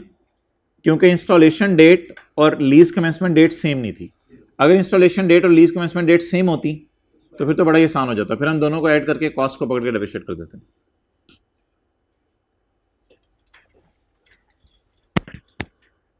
तो ये अजीब सी डेप्रिसिएशन की कैलकुलेशन थी। मेरा दिल चाह रहा था मैं 10 महीने डेप्रिशिएट करता, लेकिन मजबूरन इंस्टॉलेशन को मुझे कितने महीने डेप्रिशिएट करना पड़ा? 9 महीने। असल में ना ये इंस्टॉलेशन की लाइफ है जो 2.5 साल से गिर के 2.4 ईयर्स रह गई है।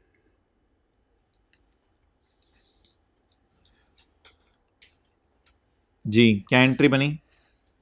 एक ये था डिवाइड बाई 30 मल्टीप्लाइड बाई 10 और divide by 29 multiplied by 9, 26.14 and that is all. अच्छा सवाल की requirement, prepare the journal entries for the in the books of FVLL। अबे FVLL कौन है? ओ ये तो लेसर है। एंड CCL की बुक्स में कर दी है 31 दिसंबर 19 की एंट्रीज। अब किसकी बुक्स में करनी है? FVLL की बुक्स में करनी है। अच्छा पहला सवाल क्या पूछें लेसर के लिए? ओ भाई ब्लैक शर्ट, पहला सवाल क्या पूछें? हाँ लेसर सिंपल है या डीलर मैन्युफैक्चरर है? तो देखें बताएं लेसर सिंपल है या डीलर मैन्युफैक्चरर है? Purchase a machine for 2 million.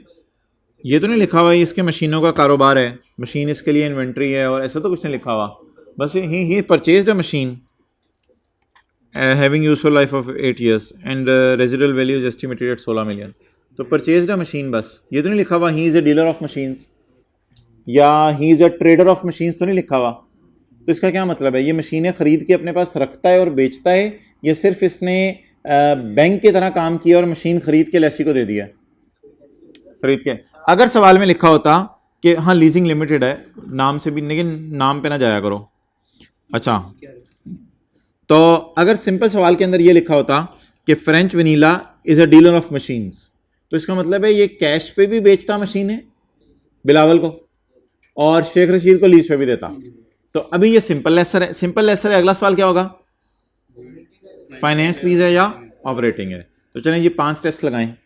पहला टेस्ट, ऑनरशिप मुफ्त में ट्रांसफर हो जानी है 2.5 साल के बाद लेसी को के बाकी 5.5 साल वो यूज करें, बाकी 5.5 ही बनते हैं ना? हाँ 5.5 ही बनेंगे। तो क्या ओनरशिप मुफ्त में ट्रांसफर हो जानी है 2.5 साल के बाद? नो। दूसरा सवाल, क्या 2.5 साल के एंड पे लेसी मार्केट प्राइस से कम पैसे देके एसेट को खरीद सकता है और ये रीजनेबली सर्टन है कि वो खरीदेगा भी? तीसरा सवाल, क्या यूएल को डिवाइड करें इकोनॉमिक लाइफ से तो जवाब 75% से ज्यादा आता है? 75% से कम आता है। 2.5 डिवाइडेड बाई 8, 75% से जवाब ज्यादा नहीं आ रहा। अगला काम, जो पीवी है, पीवी तो निकली पड़ी है, पीवी है उसको किससे डिवाइड करें? फेयर वैल्यू से। तो जवाब 90% के करीब आएगा या नहीं? पीवी तो निकली पड़ी है ना? पीवी निकली पड़ी है ना? पीवी निकली पड़ी है ना? उसे फेयर वैल्यू से डिवाइड कर दूं? खुदा का खौफ करें यार, पीवी से मुराद इधर लेसर की पीवी है और लेसर की पीवी तो 15% पे निकलेगी। लेसर की पीवी तो 16% नहीं, अब तो लेसर का सवाल शुरू हो गया ना, ये सुबह सुबह बुलवाते हैं। तो लेसर का सवाल शुरू हो गया ना, तो लेसर का सवाल जब शुरू हो गया तो फिर लेसर का सवाल शुरू हो गया, तो फिर लेसर का सवाल शुरू हो गया तो फिर लेसर का सवाल शुरू हो गया। तो जब लेसर का सवाल शुरू हो गया तो सिंपल लेसर तो इम्प्लिसिट रेट यूज़ करता है। तो मैं नहीं कह रहा पीवी निकली पड़ी है, पीवी नहीं निकली पड़ी, निकालनी पड़ेगी पीवी। असल में ना लेसर भी पीवी ऑफ एलपी जमा पीवी ऑफ यूजीआरवी को नहीं कहता है जमा करके, तो इसलिए कोई हरज नहीं पीवी का लफ्ज़ बोलने पे, यूजीआरवी है ही नहीं। आपको पता है लेसर पीवी ऑफ एलपी जमा पीवी ऑफ यूजीआरवी को जमा करके क्या नाम देता है? एनआई का देता है। अच्छा यार स्टिल मैं कहूँगा छोड़ें परे, पेपर में लीज क्लासिफिकेशन तो मांगी नहीं उसने, पीवी निकालने की ज़रूरत नहीं है। वजह पता है क्या है? ये 74.69 है ना, तो डिस्काउंट रेट अगर आप चेंज भी कर लेंगे तो 1% ही डिस्काउंट रेट चेंज करना है ना, तो 74.69 जो है वो कितना किस में फ़र्क पड़ जाएगा? कोई 2-3-4 मिलियन का फ़र्क पड़ जाएगा। जो भी जवाब आएगा मिसाल के तौर पे अगर आप, अच्छा मुझे ये बताएं वैसे कि मैं रेट को 16 से 15 जब करूँगा तो रेट कम होने से पीवी 70, अभी मुझे बताएं 16% पे पीवी अगर 74 है तो 15% पे पीवी गिरेगी या बढ़ेगी? गिरेगी या बढ़ेगी? जब डिस्काउंट रेट ज़्यादा होगा तो याद रखिएगा पीवी कम आएगी, डिस्काउंट रेट ज़्यादा होगा तो पीवी कम आती है। अगर डिस्काउंट रेट कम होगा तो पीवी तो पीवी ज्यादा आ जाएगी तो 74 से 77 पे चली जाएगी, 80 पे चली जाएगी, 85 पे चली जाएगी।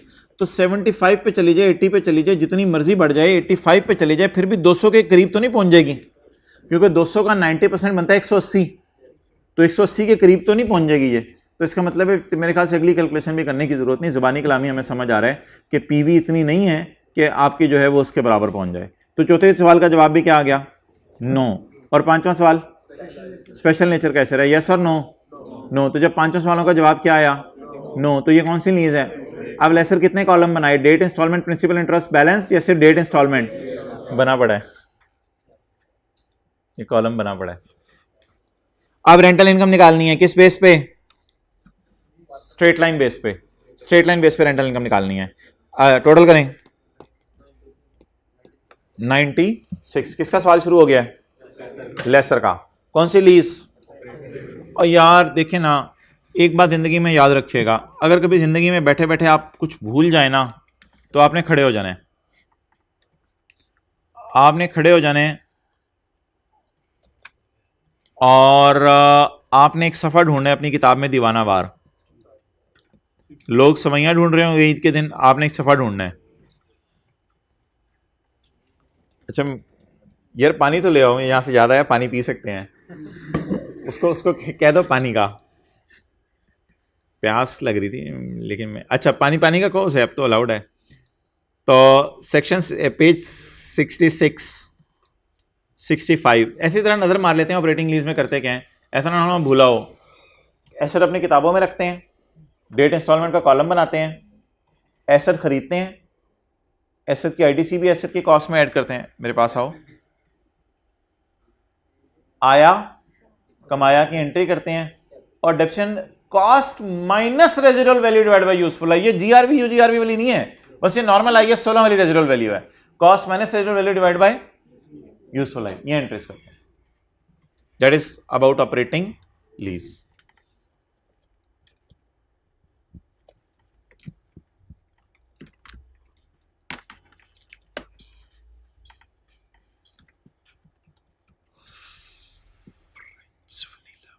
डन जी।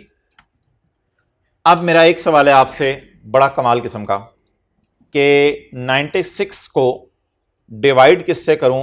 8 किस्तें या 10 किस्तें? एक्सेलेंट। नंबर ऑफ पीरियड से डिवाइड करना है आपने नंबर ऑफ पेमेंट से डिवाइड नहीं करना। असल में जो इनकम या एक्सपेंस बुक होता है वो हर अरसे का होता है, ना कि हर पेमेंट का, हर अरसे का। मुझे बता दें 2.5 साल किस्तें पे करनी है, तो 2.5 साल में अगर किस्तें पे करनी है तो 2.5 साल में कितनी किस्तें बनती हैं? तो गलती से ना बच्चे ये करते हैं कि जितनी दफा 12 नजर आ रहा होता है ना उससे डिवाइड कर देते हैं। 12 जितने नजर आ रहा है उससे डिवाइड नहीं करनी। रेंटल इनकम मैंने निकालनी है पर क्वार्टर, तो 2.5 साल में कितने क्वार्टर होते हैं? 10 क्वार्टर होते हैं। तो डिवाइडेड बाय 10 क्वार्टर्स कितना निकला? 9 अब बता दें हर 3 महीने की इनकम कितनी है? हर 3 महीने की इनकम कितनी है? इस 3 महीने की इनकम, इस 3 महीने की इनकम, इस 3 महीने की इनकम 9.6। एंट्रीज कौन सी होनी है? एसेट खरीदने की पहली एंट्री होगी, वो एंट्री बता दें। एसेट डेबिट कैश क्रेडिट कितने से? किस दिन? किस दिन? 1 जनवरी 19। कितने से? 200 मिलियन। लेसर कब डेप्रिशिएट करना शुरू करे एसेट को? 1 जनवरी 19 से ही, उससे कोई फर्क नहीं पड़ता उसने लेसी को कब दिया। उस बेचारे का तो एसेट वैल्यू लूज करे ना 1 जनवरी 19 के बाद से ही, तो इसलिए वो तो 1 जनवरी 19 से ही डेप्रिशिएट करना शुरू करेगा। अभी डेप्शन वगैरह छोड़ें, मुझे आया कमाया की एंट्रीज बताएं। आया कमाया की 31 मई 19 को आया कितना? 0। क्या entry? Cash debit rent receivable. अगर एंट्रीज भूली हो, debtor debit cell credit, cash debit debtor credit, लेकिन मैंने कहा था पहले कैश की एंट्री कर लें। एंट्री बताएं। Cash debit rent receivable credit. 31 मई 19 को 2 एंट्रीज होंगी। दूसरी entry rent receivable debit rental income credit कितने से? 9.6 से। फिर 31/8/19 को 2 एंट्रीज होंगी। आया कमाया, आया कितना? Cash debit rent receivable credit, और इसी दिन एक एंट्री होगी रेंट रिसीवेबल डेबिट। ये आया कमाया की काफी सारी एंट्रीज क्यों हो रही हैं हमारे साल में? क्योंकि क्वार्टरली का सवाल है। इसकी एंट्री बोलें कैश डेबिट डेटर क्रेडिट या रेंट रिसीवेबल क्रेडिट। और rent receivable debit, rental income credit. ये जरा मैं एंट्रीज पे आपकी नजर मरवा रहा हूं।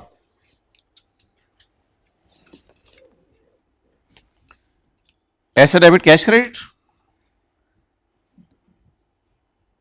ये आया कमाया की डेट सेम क्यों है? एक साल है। आया कमाया, आया, ये जीरो वाली एंट्री आप पेपर में स्किप कर सकते हैं, मैंने आपके समझने के लिए की हुई है सिर्फ, क्योंकि 0 रुपीज की एंट्री करने की कोई तुक नहीं बनती। आगे बोलें, आया कमाया, ये किस दिन उलट हो गई है, ये फिगर्स गलत लिखी गई हैं। ओहो, कमाया ऊपर चला गया, चलो इंशाल्लाह अगली दफा बुक में मैं इसको ठीक कर दूंगा। कमाया ऊपर चला गया और आया नीचे, फिगर्स तो ठीक है ना, चलो आगे पीछे होगी एंट्री, कोई मसला नहीं, फिगर्स तो ठीक है ना। उसको ऐसे कर लेना, यहां से एरो खींच के ना यहां कर लें, ताकि ये एंट्री आप यहां लिख दीजिएगा। जज़ाकल्लाह, तरतीब सेम होनी चाहिए वरना मजा नहीं आता।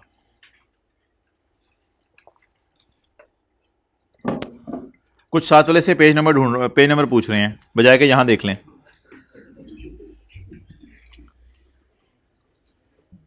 ओके भाईजान, ये कितने महीने की इनकम बुक की है? ये कितने महीने की इनकम बुक की है? ये कितने महीने की इनकम बुक की है? 3 महीने की। और लीज कब शुरू हुई है? ये मार्च को। कितने महीने की इनकम बुक हो गई? 9 महीने की। कितने महीने की इनकम बुक होनी थी? तो कितने महीने की इनकम बुक नहीं हुई? अब जरा नजर मार के बताएं कि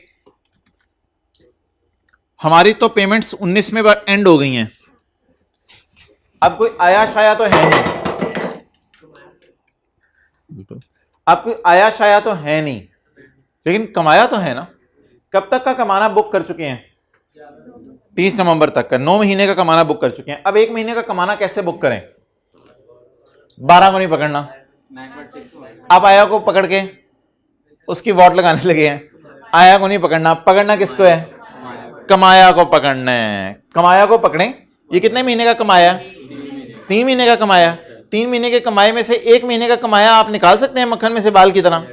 निकालें, डिवाइडेड बाय 3 मल्टीप्लाइड बाय 1, 3.2। ये किस महीने की इनकम बुक करेगा लेसर? दिसंबर में एसेट लीज पे देने की इनकम बुक करेगा। सो दैट इज कमाया, rent receivable debit, rental income credit. ये एंट्री मिस करने का चांस था, लेकिन कोई मसला नहीं, मिस हो भी जाए तो खैर है, बाकी एंट्रीज भी तो बंदा कर ही लेता ना पेपर में। और ये ना कहा करें आपको भी पेपर जाके देखें फिर पता चलता है बाकी एंट्रीज बंदा कर लेता है या नहीं। अच्छा 31 दिसंबर 19, डेप्रिसिएशन कॉस्ट कितनी है? 200। Residual value 16। 200 minus 16 divided by 8 years. Done. अच्छा पूरा का पूरा ग्लास माशाल्लाह बच गया।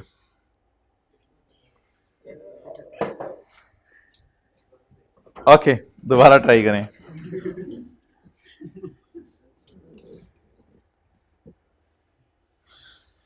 अच्छा था सवाल, वैसे एंजॉय है, मजे का सवाल था।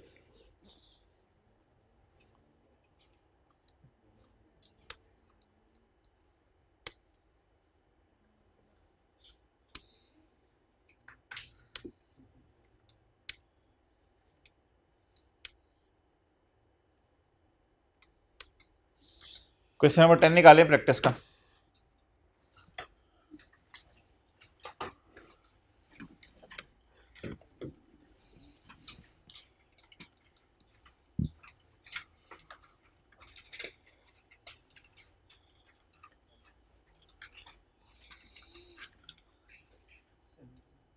पेज नंबर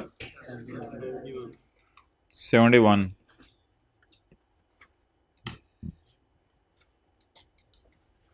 मेरे दिल में नहीं आ रहा, शुरू करें हम IS-21।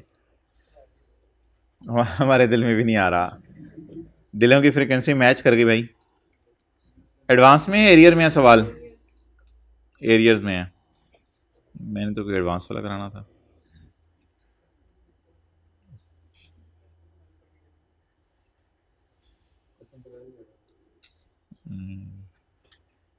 नहीं नहीं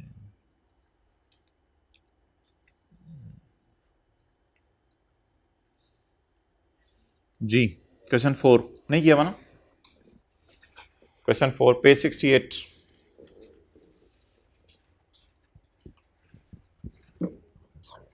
On Yakam October 2008, number company entered into an agreement to lease a machine that had an estimated useful life of 4 years। सब डिस्काउंटिंग की रिवीजन हो रही है आज, कुछ भी नहीं है, बाकी सारी नॉर्मल एंट्रीज रिवाइज हो रही हैं। The lease period is also 4 years with annual rental of 10,000 payable in advance from यकम अक्टूबर 2008। रेंटल कब से पे होना शुरू होने हैं और लीज भी कब शुरू हो रही है? तो एडवांस में रेंटल पे हो रहे हैं, रियर में? एडवांस में। The machine is expected to have a nil residual value at the end of its life. The machine had a fair value of rupees 34,869. The lesser includes the interest of 10% per annum. Done? अच्छा जी, while calculating the rental. तो accounting year क्या है हमारा? 31 मार्च। ये उसी सवाल में वाजे बताना चाहिए था पहली रिक्वायरमेंट के अंदर ही, ऐसे फिर कंफ्यूजन हो जाती है। बहरहाल ये सवाल खुद बनाया हुआ है इसलिए शायद, वरना यहाँ लिखा होना चाहिए था ईयर एंड क्या है। What is year and over? 31 मार्च 2010। तो 31 मार्च 2010 की उसने बैलेंस शीट मांगी है इंक्लूडिंग कंपैरेटिव्स। कंपैरेटिव्स का क्या मतलब है? 31 मार्च 9 की भी बना दे, तो पहले साल और दूसरे साल की मांगी है। तो अकाउंटिंग ईयर एंड और लीज ईयर एंड सेम है या डिफरेंट है? डिफरेंट है। एलपी बताएं।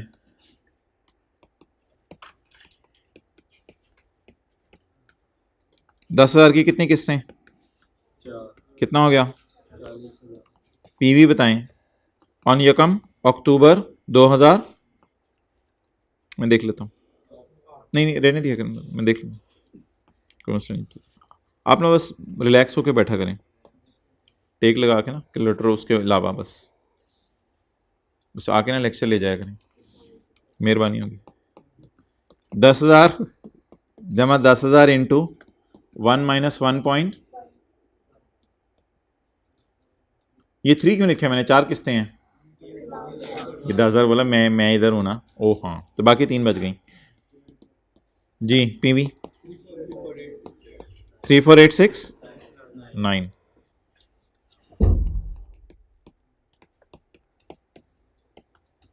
जी भाईजान बताएं। यकम अक्टूबर है 8, इस दिन लीज शुरू होगी।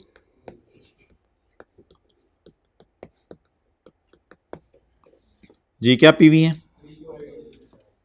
34,869 जी।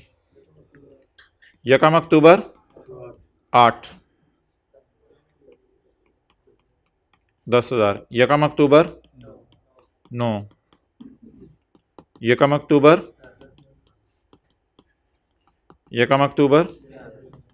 कितना जी? 10,000। अमोर्टाइजेशन शेड्यूल निकाल लेते हैं।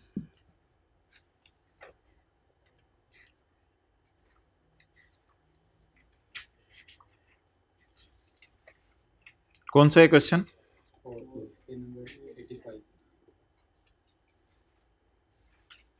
अच्छा, होमवर्क में ये सारे सवाल हैं अब आपके। घंटा डेढ़ तो लगेगा आज। फिर 35 है, 37 है, उसके बाद ये पास पेपर का क्वेश्चन है, पास पेपर क्वेश्चन 11, और फिर ये वाला सवाल होगा। ये वाला बड़ा मज़े का सवाल है, क्वेश्चन 4।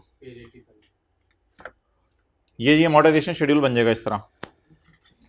एडवांस में किस्तें हैं ना, तो ये अमोर्टाइजेशन शेड्यूल बन जाएगा। ये इसकी पीवी है। ये पहली किस्त में आपको पता है इंटरेस्ट नहीं होता जब सवाल किसका हो? एडवांस का हो। अब भाईजान, अब मैं आपसे सवालात शुरू करने लगा हूँ। अब आपने तैयार हो जाना है। अब आपने मुझे सबसे पहले जर्नल एंट्रीज बतानी है।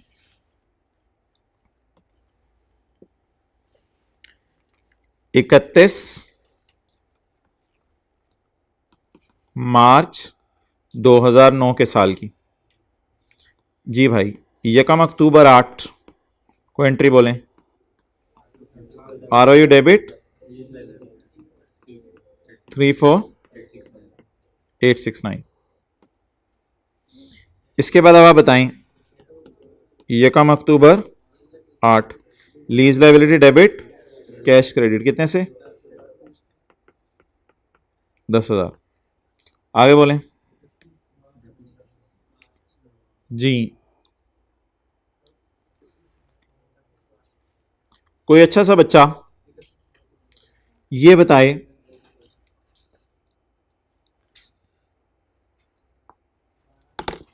ये इंटरेस्ट कितने महीने का है? और पागल 6 महीने का मैं इधर से कोई लगाऊं? ये इंटरेस्ट कितने महीने का है? अक्टूबर नवंबर दिसंबर 8 के, अभी अकाउंटिंग ईयर को फारिग करें, अक्टूबर नवंबर दिसंबर 8 का और जनवरी से लेकर सितंबर 9 का। ये कितने महीने का इंटरेस्ट है? 12 महीने का। मेरा ईयर एंड क्या है? 31 मार्च 9। तो मुझे बता दें मैं कितने महीने का इंटरेस्ट बुक करूं? बुक 6 महीने का। किस कौन से वाले 6 महीने? अक्टूबर नवंबर दिसंबर 8 के और जनवरी फरवरी मार्च 9 के। इस 6 महीने का इंटरेस्ट इस 12 महीने वाले में पड़ा होगा, तो डिवाइडेड बाय 12 मल्टीप्लाइड बाय 6। समझ रहे हैं बात को? बहुत अच्छी रिवीजन हो रही है आज। तो बता दें क्या एंट्री बनेगी? 31 मार्च 9 को इंटरेस्ट एक्सपेंस डेबिट, और आईपी लिख दूं, मसला तो नहीं होगा। इंटरेस्ट पेएबल कितना? 1244। और अगली एंट्री डेप्रिसिएशन की है, वो 6 महीने की खुद ही निकाल लीजिएगा, छोड़ने पर उसको। अच्छा जी, डन हो गया। अब साल बताएं अगला। ना ये कम अक्टूबर ना मार्डियर, ऐसा ना करें यार प्लीज। 31 मार्च 2010। अगला साल क्या? 31 मार्च 2010। एसेट दोबारा लीज पे लेंगे? नहीं। अब बता दें जी, यकम अक्टूबर 2009 को जो एंट्री होगी वो क्या बनेगी? यकम अक्टूबर 2009 को जो एंट्री होगी वो क्या बनेगी? बताएं एंट्री। कैश क्रेडिट कितने से? 10,000 से। और लीज लाइबिलिटी कोई कंपाउंडिंग शंपाउंडिंग इंटरेस्ट कुछ नहीं की भी, कुछ मिसिंग तो नहीं है ना? तो नॉर्मल तरीके से सवाल को चलने दें। और इंटरेस्ट एक्सपेंस बुक नहीं कर सकते यार, इसको एक्सपेंस में नहीं डाल सकते। इसका 6 महीने तुम एक्सपेंस में डाल चुके हो, इसके 6 महीने एक्सपेंस में डाल चुके हो, इसी के तो 6 महीने एक्सपेंस में डाले हैं। तो अब मुझे बताएं, यकम अक्टूबर 2009 पे मैं खड़ा हूं, तो सोचें पिछले साल के 6 महीने का इंटरेस्ट पे कर रहा हूंगा इस अभी इसमें।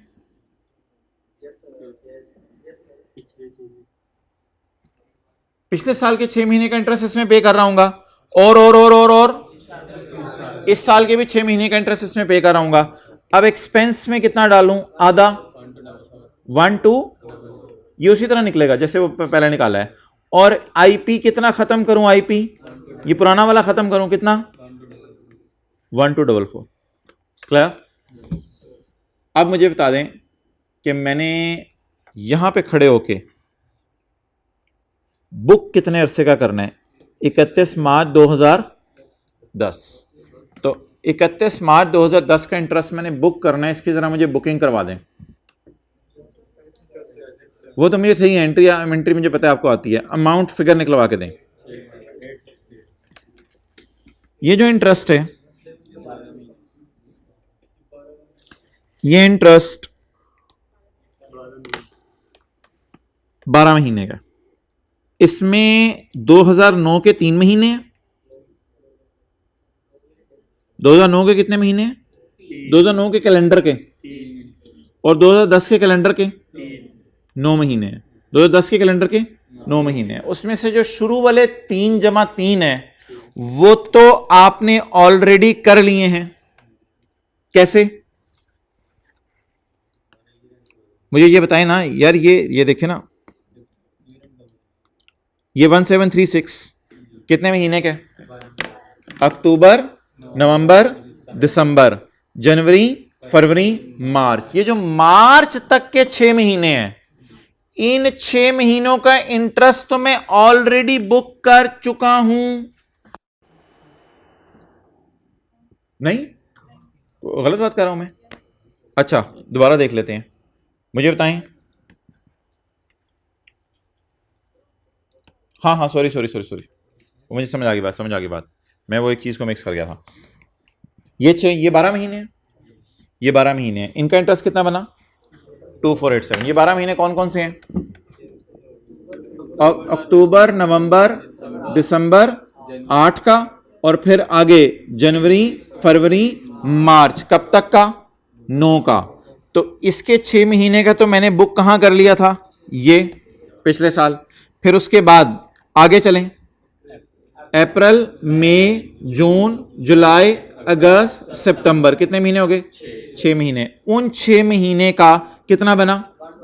1244। उन 6 महीने का जो 1244 इंटरेस्ट बना, वो 1244 वाला इंटरेस्ट मैंने जो है वो यहां खर्चे में डाल दिया। अब मैं कहां खड़ा हूं? 31 मार्च 10 पे। अब कहां खड़ा हूं? 31 मार्च, यानी हमारे अकाउंटिंग ईयर एंड पे। जब मैं 31 मार्च 10 पे खड़ा हूंगा तो मुझे 31 मार्च 10 का इंटरेस्ट यहां से मिलेगा। अब यहां से जो मिलेगा वो आप मुझे बताएं कैसे मिलेगा?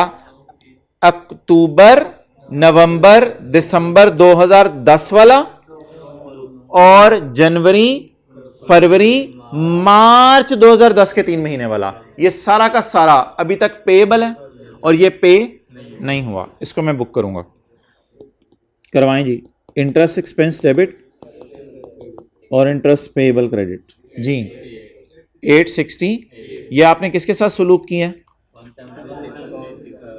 1736 के साथ, 6/12। इसी तरह आगे चलता रहेगा। इस सवाल की एंट्रीज देख लें, सारे सालों की हुई हुई है। तो ये अच्छा सवाल है, ये जरा रिवीजन हो जाएगी आपकी। ये एक अच्छा सवाल है, इसको कीजिएगा। ये किसकी बात हो गई? जर्नल एंट्रीज की। अब आप मुझे बताएं अगली चीज क्या होगी? P&L, बैलेंस शीट और नोट। ओके, पहले 3 चीजों की बात बताएं। इंटरेस्ट एक्सपेंस, इंटरेस्ट पेएबल और लेसर के नोट में अनअर्न्ड इंटरेस्ट। इन 3 चीजों के लिए मुझे लाइन की जरूरत, बल्कि किससे खेलूंगा? डेट से खेलूंगा।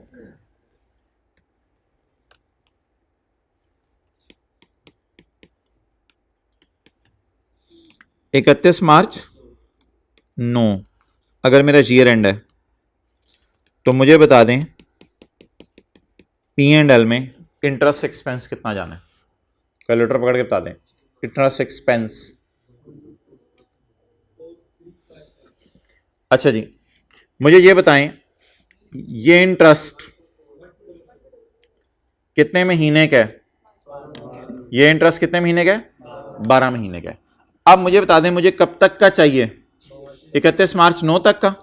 तो 2008 के 3 महीने और 2009 के 3 महीने, टोटल कितने महीने हो गए? बस मुझे इन 6 महीनों का चाहिए। ये 2487 इंटू 6/12, 1244। चलें इसका P&L बनाएं।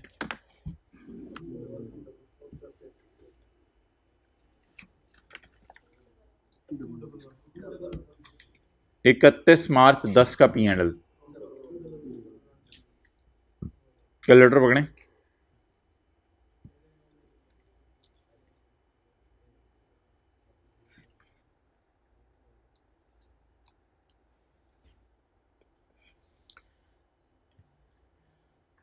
यार इसका ये मतलब है ना, 31 मार्च 10 का क्या मतलब है?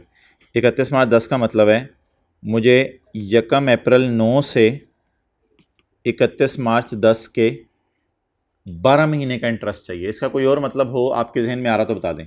इसका यही मतलब है ना, मुझे 1 अप्रैल, मुझे यानी कि अप्रैल, मई, जून, जुलाई, अगस्त, सितंबर, अक्टूबर, नवंबर, दिसंबर, जनवरी, फरवरी, मार्च का इंटरेस्ट चाहिए। अच्छा, अब मुझे बता दें मैंने खर्चा बुक करना है या पेएबल पूछा है आपसे? खर्चा बुक करना है। अच्छा, मुझे ये बता दें कि ये जो इंटरेस्ट आ रहा है नज़र 2487, ये सितंबर 2009 तक का है, ऐसा ही है? सितंबर 2009 तक है। अब सितंबर 2009 तक है तो मुझे इसमें से अप्रैल, मई, जून, जुलाई, अगस्त, सितंबर, उसके 6 महीने का इधर से मिल जाएगा, क्योंकि पिछला 6 महीने का तो खर्चे में ऑलरेडी पिछले साल डाल चुका हूं। तो वो 6 महीने यहां से मिल जाएगा। वो कैसे बनेगा? 2487 इंटू 6/12। और 31 मार्च 10 वाला कहां से मिलेगा? 1736। ये 2009 के आखिरी 3 महीने के और 2010 के 9 महीने के। लेकिन मुझे इससे 2009 के आखिरी 3 महीने और 2010 के पहले 3 महीने चाहिए। तो वो निकालने के लिए मुझे इसको डिवाइडेड बाय 12 मल्टीप्लाइड बाय 6 करना पड़ेगा। जी करवाएं। 1736 इंटू 6/12 212। ये कितने लोगों ने निकाल लिया था? हाथ खड़ा करें। 212। अब आप इंटरेस्ट पेबल वाली साइड पे ना जाएं, इंटरेस्ट पेबल वाली साइड पे ना जाएं। एक चीज मुझे ये बता दें कि 31 मार्च 9 में लेसर के सवाल में अनअर्न्ड इंटरेस्ट कितना होगा नोट बनाते हुए?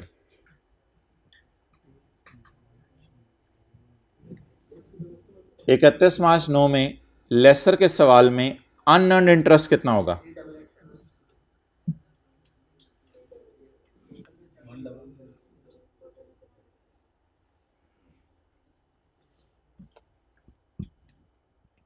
एलपी कितनी है?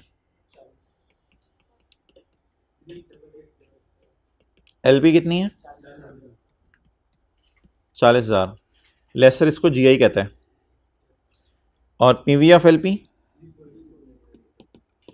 Total interest 5131। इन तीनों का टोटल साइड पे लिख दूं थोड़ा सा। इन तीनों का टोटल 5131 में से अर्न्ड कितने? पूरा क्यों नहीं अर्न 2487? हाँ, तो इनमें से 5131 में से, अच्छा मैं असल में ये कहना चाह रहा हूं कि अर्न्ड अनअर्न्ड मुश्किल नहीं है चीज, क्योंकि P&L अगर पहले बना लूं जहन में मैं, तो अर्न्ड अनअर्न्ड वहां से निकल आता है। टोटल में से माइनस कर दें अर्न्ड 1244, तो कितना आ गया? तो यहां हमने लिख लिया जो रजिस्टर पे अपने 31 मार्च 9 में लेसर अनअर्न्ड में डालेगा, बोले 5131 माइनस 1244 कितना? 3887। इसमें फिर चना या मूंगफली बना के आपका मैच नहीं करेगा, क्योंकि ये इसमें काउंटिंग ईयर एंड और लीज ईयर एंड डिफरेंट है, इसलिए उस चक्कर में आपने पढ़ना ही नहीं। आपको बस अनअर्न्ड नीचे आना चाहिए, तो नोट बनाते हुए नहीं आपकी खुद ही सही हो जाएगी। एनए को टैली शैली ना करें। वो जो सवाल अकाउंटिंग ईयर एंड और लीज ईयर एंड सेम चल रहे हो ना, उन सवालों के अंदर जो है वो मूंगफली या चना बना के मैच कर जाते हैं। इसमें मूंगफली चना कुछ भी नहीं बनेगा।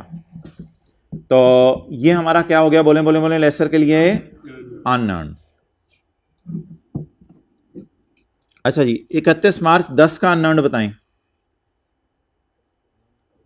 31 मार्च 10 का अनअर्न्ड बताएं। 31 मार्च 10 का 5131 माइनस 1244 माइनस 2112 कितना आ गया? 1776। ये कितने का सही था? ओके, 1776। ये दोनों भी हो गए खत्म, क्लियर। अब क्या चाहिए? जल्दी जल्दी जल्दी, अगर तरतीब आपको सारी चीजों की पता है तो जल्दी जल्दी बताएं आप क्या चाहिए। डेप्रिसिएशन नहीं, डेप्रिसिएशन डाल दीजिएगा P&L में। लीज का करंट नॉन करंट नहीं नहीं नहीं, रिकॉन्सिलेशन नहीं नहीं, मैच्योरिटी एनालिसिस नहीं नहीं, वो इसी तो मैच्योरिटी एनालिसिस कहते हैं। इंटरेस्ट पेएबल, अच्छा आप लोगों ने बोला है वो, शायद इधर आगे वालों की आवाज आई, उन्होंने कुछ और बोला था। इंटरेस्ट पेएबल, तीन चीजें हम तरतीब से चलाते हैं क्योंकि तीनों चीजें विदाउट लाइन निकल आती हैं। कौन कौन सी चीज? इंटरेस्ट का खर्चा, अनअर्न्ड इंटरेस्ट लेसर के लिए, और तीसरा इंटरेस्ट पेएबल। तो इंटरेस्ट पेएबल जो है वो अब आप मुझे बता दें, इंटरेस्ट पेएबल जो है वो कितना होगा? Balance sheet interest payable. जी बताएं जी। इंटरेस्ट पेएबल, ये जो 2487 है, ये जो 2487 है, ये कितने हिस्से का इंटरेस्ट है? 2008 के 3 महीने का और 2009 के 9 महीने का। डन, तरतीब से चला करें। ये इंटरेस्ट 2008 के 3 महीने के और 2009 के कैलेंडर के 9 महीने का है। मैं इन तारीखों में खड़ा हूं एग्जैक्ट, या इन तारीखों के मिड में खड़ा हूं? तकरीबन एग्जैक्ट मिड में खड़ा हूं, 31 मार्च 9 को। तो मुझे बताएं कि अक्टूबर नवंबर दिसंबर 2008 और जनवरी फरवरी मार्च 2009 के 6 महीने का इंटरेस्ट 6 महीने के एंड पे हो रहा है या अगले साल जाके पे हो रहा है? अगले साल जाके पे हो रहा है। तो फिर इसको पेएबल में डालूं या ना डालूं? कितने महीने का पेएबल में डालें? जितना अरसा हो गया एसेट लीज पे लिए हुए वो कितने महीने हुए हैं? 6 महीने हो गए। तो पकड़ें, ये कितने अरसे का इंटरेस्ट है? 12 महीने का। मुझे कितने का खर्चे में डालूं? 6 महीने का। क्या ये खर्चा है या पेएबल भी है? साथ साथ पेएबल भी है क्योंकि अभी तक पे नहीं हुआ। कितना आ गया? 1244। इसका जरा ट्राई करें 31 मार्च 10 का। अच्छा, आप जरा गौर से देखना है आपने।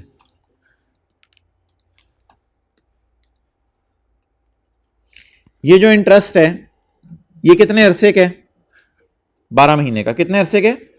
12 महीने का। ये जो बैलेंस शीट है एज ऑन कब बन रही है? 31 मार्च 10 को। लेकिन वैसे ही आपसे पूछ रहा हूं इंटरेस्ट का खर्चा कितना अरसा बनेगा? खर्चा यकम अप्रैल 2009 से 31 मार्च 2010।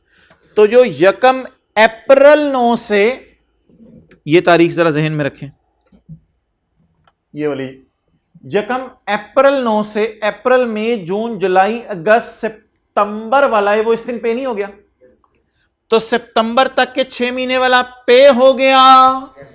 तो अक्टूबर नवंबर दिसंबर जनवरी फरवरी मार्च वाला जो 2010 है उस 6 महीने का स्टिल क्या होगा? पेबल होगा। वो जो पे होना है वो इसमें पड़ा होगा। तो 1736 इंटू 6/12 कितना? 860।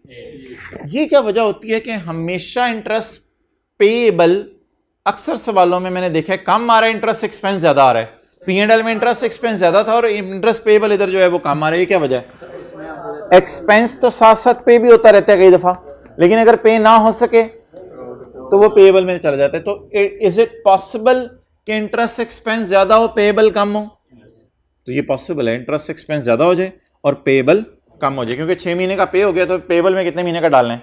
6 महीने का। और अगली चीज भाईजान बहुत आसान है, मैच्योरिटी एनालिसिस या बैलेंस शीट में lease liability. Clear? Balance sheet बनाने के लिए हमारे साल की पेमेंट के नीचे, बस खत्म हो रही है क्लास भाई, इधर देखो। बैलेंस शीट बनाने के लिए आपको कह रहा हूं, बैलेंस शीट बनाने के लिए हमारे साल की पेमेंट के नीचे, हमारे साल की पेमेंट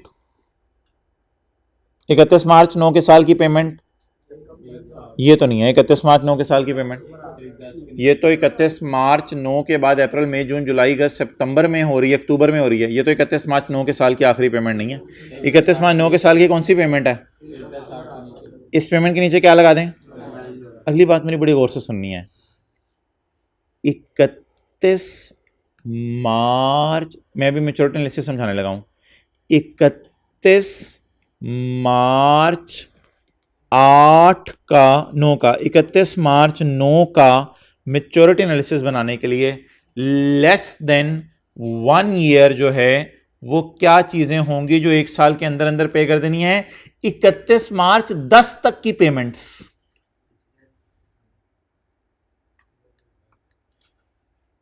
इकतीस मार्च 9 का मैच्योरिटी एनालिसिस है ना। इसका तरीका क्या था? 31 मार्च 9 की पेमेंट के नीचे लाइन लगा दें, तो लेस देन 1 to 2 और यह याद रखिएगा ये सालाना सवाल है, तो लेस देन 1 में एक ही पेमेंट आनी है, 1 to 2 ईयर में भी एक ही पेमेंट आनी है और 2 to 3 ईयर्स में भी एक ही पेमेंट आनी है। तो 31 मार्च 9 का मैच्योरिटी एनालिसिस बनाने के लिए 31 मार्च 9 की पेमेंट के नीचे क्या लगा दी? अगर 31 मार्च 9 की पेमेंट के लिए लाइन, तो 31 मार्च 10 वाली किस में चली जाएंगी? 31 मार्च 10 वाली कहां चली जाएंगी? Less than. तो 31 मार्च 10 तक ये पेमेंट हो गई है? जरा सोचे 31 मार्च 10 से पहले पहले ये पेमेंट हो गई है? सोच रहे हैं? 31 मार्च 10 से पहले पहले ये पेमेंट हो गई है बल्कि मिड में हुई है साल के, तो ये कहां चली जाएगी? Less than. आगे चलें, 31 मार्च 10 हो गया, 31 मार्च 11 की पेमेंट्स ढूंढें, 31 मार्च 11 के साल की पेमेंट्स ढूंढें, 31 मार्च 11 के साल की पेमेंट्स ढूंढें। क्या वो मार्च 11 को हो रही है? क्या वो फरवरी 11 को हो रही है? क्या वो जनवरी 11 को हो रही है? क्या वो दिसंबर 10 में हो रही है? क्या वो नवंबर 10 में हो रही है? क्या वो अक्टूबर 10 में हो रही है? तो ये 31 मार्च 10 के साल की पेमेंट है, 31 मार्च 11 के साल की। कितनी? ये पेमेंट किस साल की है? 31 मार्च 10 के साल की,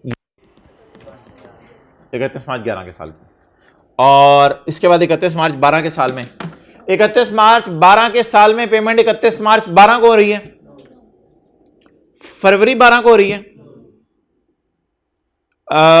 जनवरी 12 में हो रही है, दिसंबर 11 में हो रही है, नवंबर 11 में हो रही है, अक्टूबर 11 में हो रही है।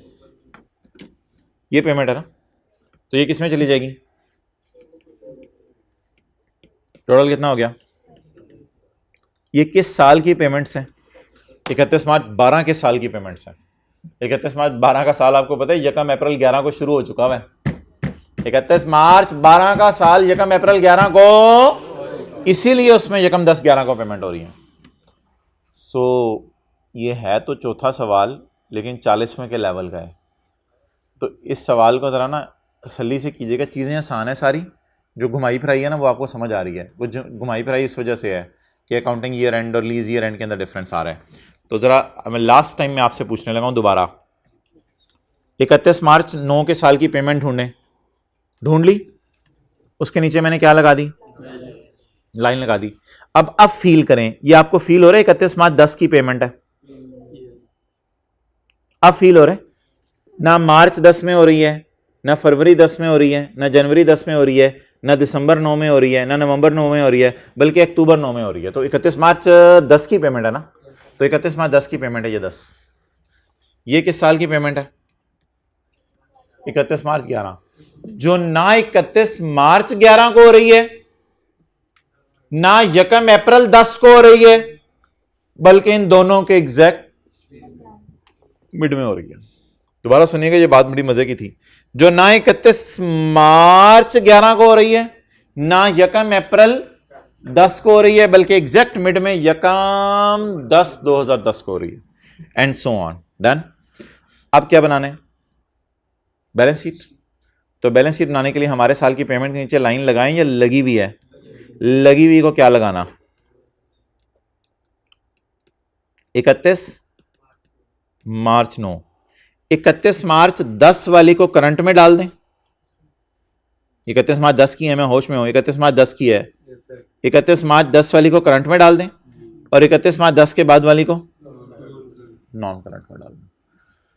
तो करंट में कितना चला जाएगा? लीज लाइबिलिटी में नॉन करंट लाइबिलिटीज और करंट लाइबिलिटीज, करंट पोर्शन जी कितना? ना 7513 नहीं, यहां 17 और इधर 7513। ये बनी हुई है P&L बैलेंस शीट, इसमें अल्लाह करे बनी हो, क्योंकि ये सारा हर किस्म की चीज़ें डिस्कस हो रही हैं। हाँ बना हुआ है, P&L भी बना हुआ है, बैलेंस शीट भी बना हुआ है, जनरल एंट्रीज भी है। कमाल सवाल है, आपने घर में जाके जमाल के साथ बैठ के करना है, फिर कमाल के साथ कर लीजिएगा बैठ के। कमाल भी ना हो तो दोनों आपस में कर लीजिएगा, आप पूछोगे दूसरा कौन है। अच्छा ठीक है जी, इंशाल्लाह कल IAS 21 के साथ मिलते हैं।